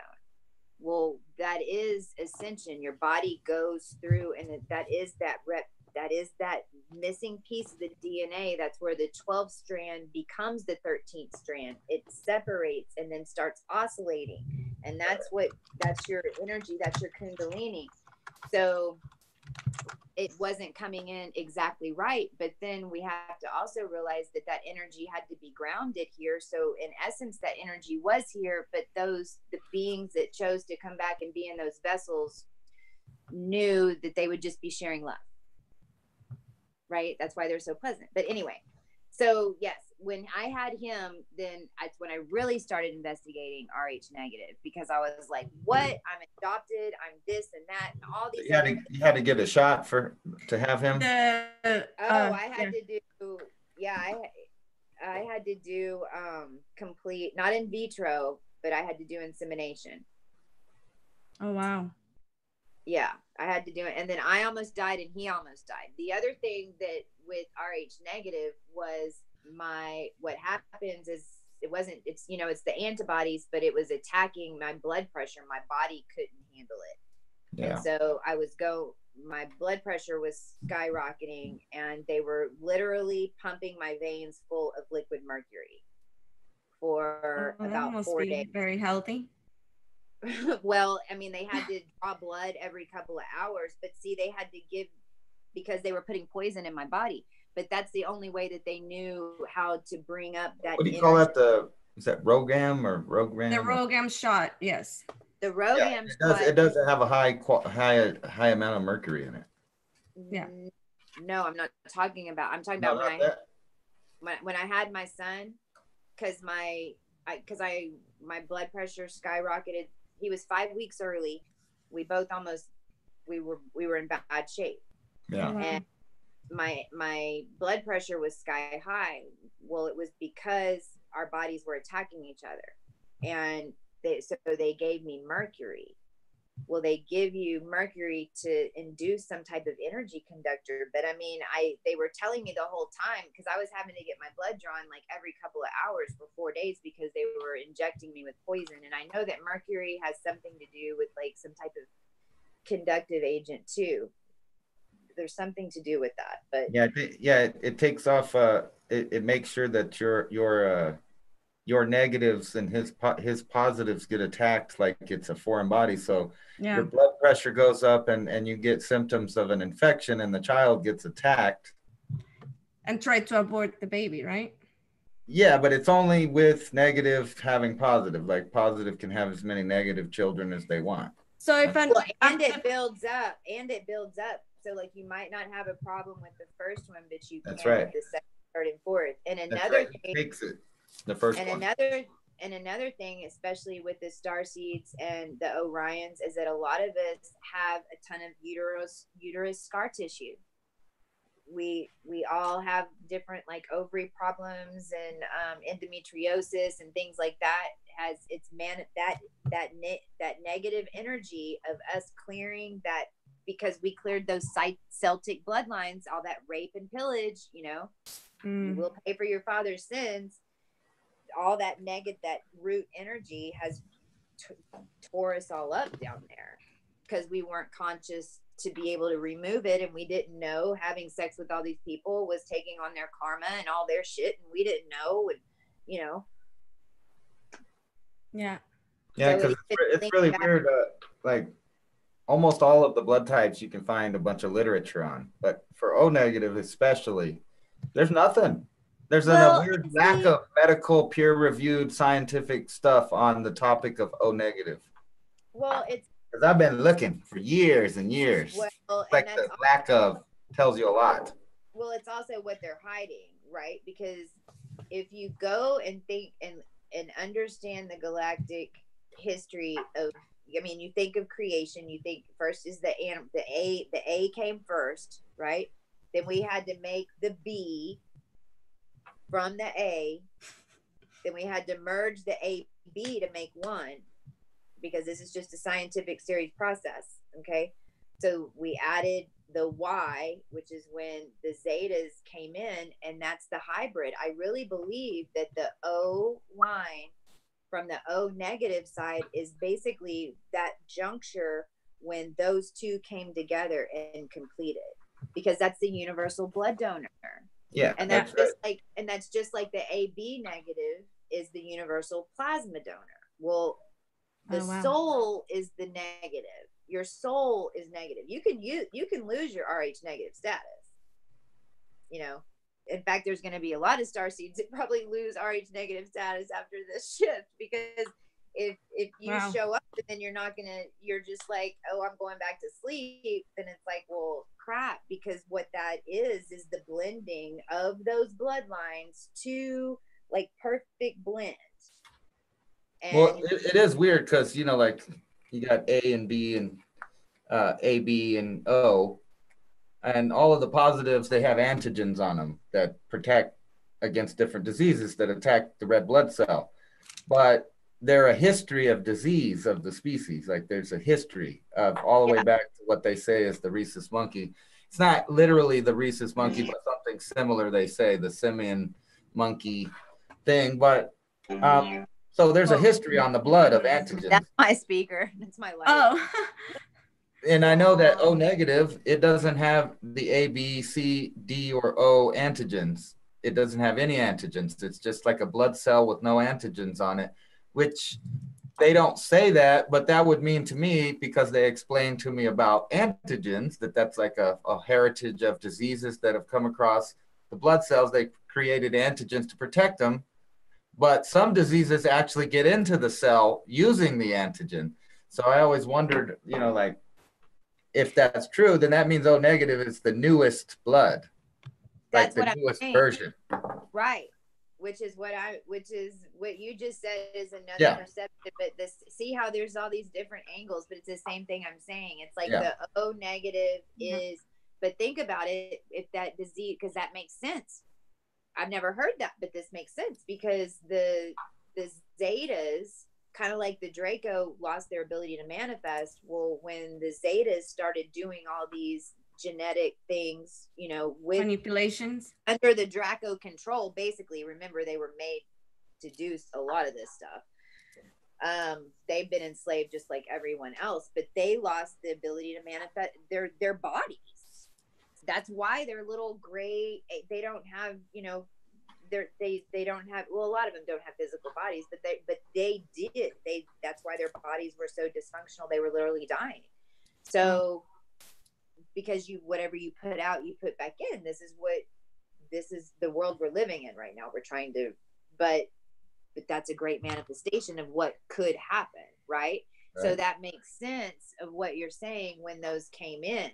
And that's how it became the universal bloodline. And I think on the negative side of any bloodline is not that it's better or anything else, but we are the record keepers. And so it was like, if the negative, it's kind of like when you're going through a funnel. We were going through funnel, and each time we would come in and incarnate, It was like we'd move up, because that's what karma is. That karma, those little blocks that a lot of us had short lifetimes. We lived a lot of them because we would get in and we'd get to a certain part, and it's like we had because we're just energy fields, we would have energy blocks that said, okay, take her away. Then it's a car crash or whatever. And then we would say, okay, sign up. And then we'd have to come back in and remember everything again, and then, or try to, and then repeat everything. Right. Well, each time we came in, it's like we gained more of that resonance, that we were getting to that perfect state right here. So that's all that is the negative bloodline, is the merge of the more ancient lines. But ancient, that's tricky, because it's ancient, future, past, right? There is no time, especially not in this now. So, the negative bloodline is the ancient knowledge. Now there's other beings that are here that are from the future. And so what happened whenever we shifted and the energy shifted on the planet, and we actually completed, I call it the OA, the original angel. We're back to the original template. Once you clear your little crap, we are back to the original template where we can manifest. It's up to us. We can do it. But that's going through the threshold. That's all it is. It's different. And so what's happening is, when that happened, when that X was made, because the O, so the Y to the O, and then the X, and then the O creates what? Don't know. Look, it creates a figure 8. Hold on, let me find another marker. And that's infinity. Yeah. O, and then that's the X creates the O. That's your hourglass. That's your infinity symbol. Yep. So when we connected this right here, and this is the plasma, which had never been done before on the planet. I'm sorry. Are you taking sexual connotations? It's hard not to with the whole night, but you got the little thing there. It looks like there's some, I don't know. It's just, and now we got the figure 8, and there's an arrow coming out of it now and going. It's like, yes, this is girls and this is boys. Oh my God. Right? Exactly. We're getting deep tonight. Mars and Venus. So when we did that, anyway, when we connected, it's like, because when this activated, then it activated everyone that it was connected to. So whenever that information is activated in any of us and it's integrated, now it's immediately available to anyone else that's at our energetic field, no matter what. And so whenever we clear something, it's just like we can clear it consciously for everybody. Nice. That's like the 100 monkeys experiment there, where the monkeys on the other island learned, without having any contact with the other monkeys, a new skill. They can't explain that.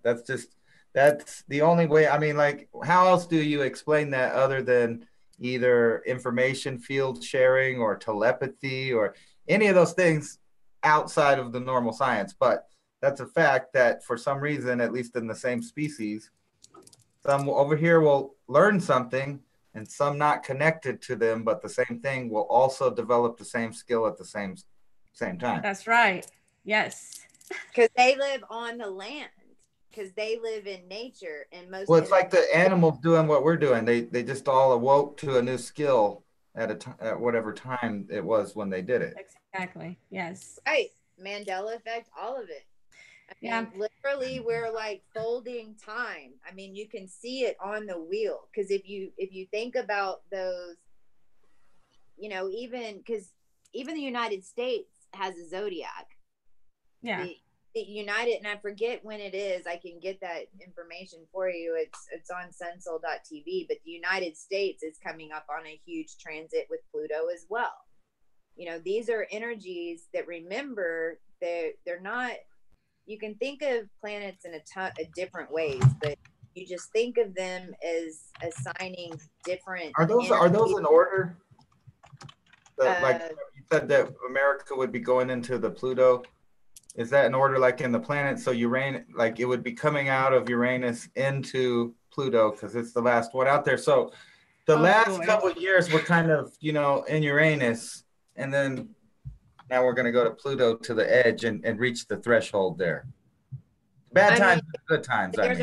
There's basically a rewrite when everything goes through Sagittarius at 26 degrees. Saturn is a 2D projector, and when it goes through, there's a rewrite dependent on what the collective has resonated to, basically.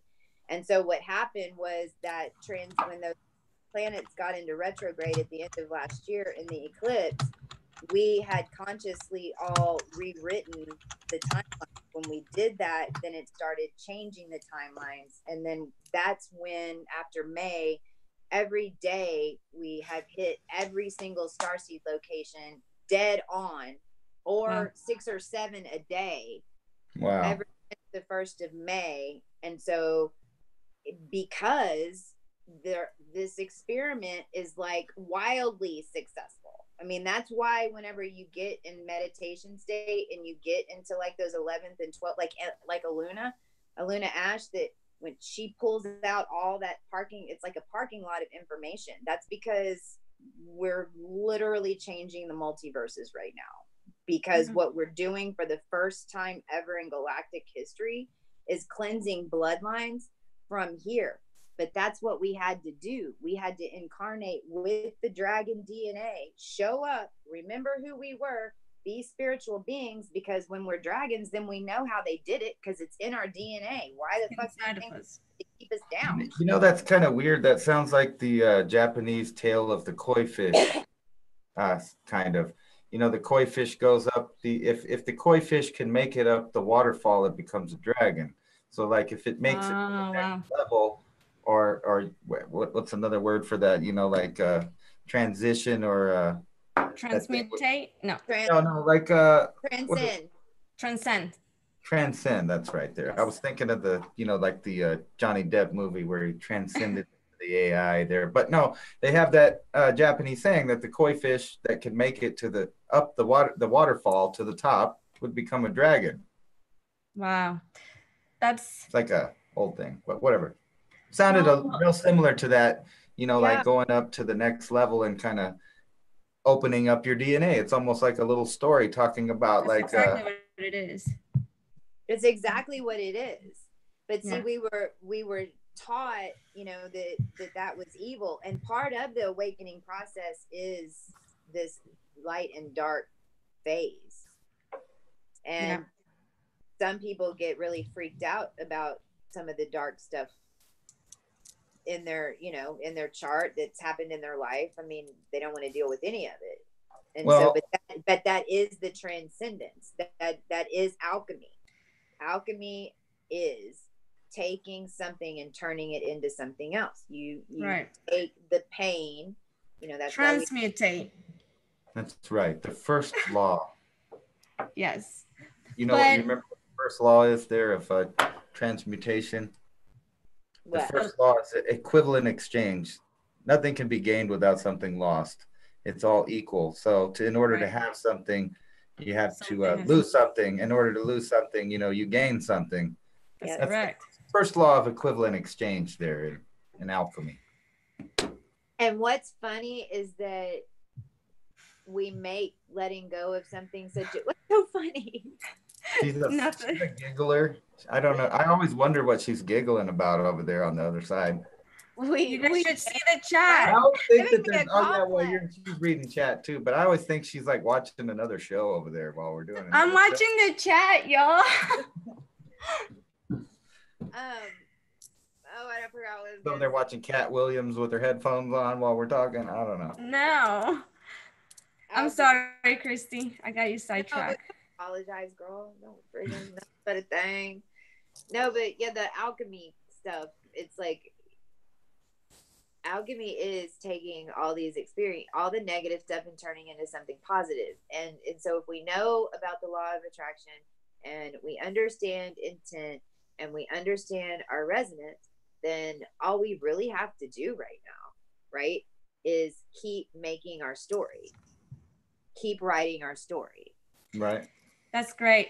And on that note, I think we're gonna have to cut this stream, even though we could keep going all night. No. Or Well, we'll have to do it again. Yeah. yes, that's what I was gonna say. We have to bring you back on, Christi, because you bring so much galactic knowledge and so much information that it's, you know, we cannot absorb it all in one night. So I was definitely thinking what would be cool is to watch her draw one of those out with somebody from the audience. Like, I mean, how fast can you do that with the right information? You know how she's got all the lines to the different things on the chart. Like if we could do maybe a contest or something, and I would need like an hour, I could come on and do it. You started at the beginning of the show, then I could probably, you know, do it in an hour. But I will add, I'm doing this right now because I think I've talked about on my channel. I don't know how long I'm really going to be doing these readings or how long I can keep them at this price, because it does take. Yeah, well, you don't say a plug for your channel and for the services that you do. Yeah. Well, I'm Cosmic Christi, and I've just worked through all of this myself. You know, I mean, I was just guided, and a lot of my DNA has awakened. And since I'm Lyran, there's just certain protocols, and I can hear when I speak to you guys about what's going on, especially right now, blocks. I have this radar in my body. I can feel where the resonance is. I can feel where you're stuck, and knowing what your programs are through your starseed origins.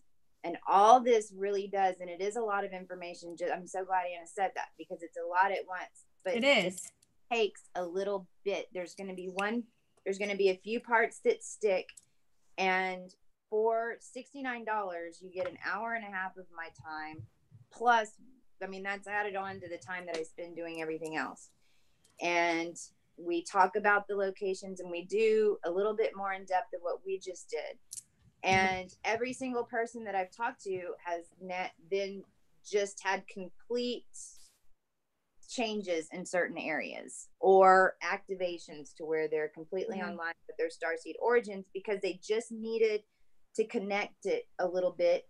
And so this is how we're popping up in our lives, to give these little keys.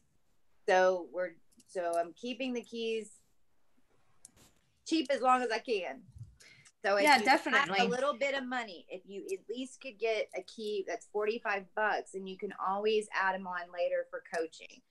And I can give you what we did. And then for the $69, that's an hour and a half. And so we go through this, but I explain it as we talk about your blocks, because I can tell you why you're having that experience. And I can even share with you how I understand, because I did it and cleared it. Yeah, that's awesome. The important part. So what's the best way to contact you if somebody's interested? Every single one of my videos recently, especially, it'll have them listed at the bottom, and it's Coco, COCO at cosmicchristi.com. Cool. Perfect. So you guys go check her out. Go sub to her channel. It's Cosmic Christi. And we will definitely have to do this again. I hope that you want to do this again with us. Yeah. Even get more specific about if there's certain programs that we need to talk about. And perfect. And so just let me know. Perfect. All right, you guys. Thanks everybody in the chat. You guys been awesome. You guys make me crack up multiple times in the chat. So yeah, I'm gonna watch so I get to catch up. I want to see. I'm scared. I'm like, it's a lot of. Never mind. You guys will see. Watch the replay, chat. Look for the next video, because I'm doing it. There was just too much answering and discussion tonight. Yep. I saw the sign. No, I'm just joking. Ace of base. But anyways, you guys, thank you again, Christi and Ransom. A pleasure always to do a show with you. And everyone on the chat, I love you guys all. Thank you for staying up late and rocking with us. So we'll see you guys next time in Lakesh. Much love, you guys.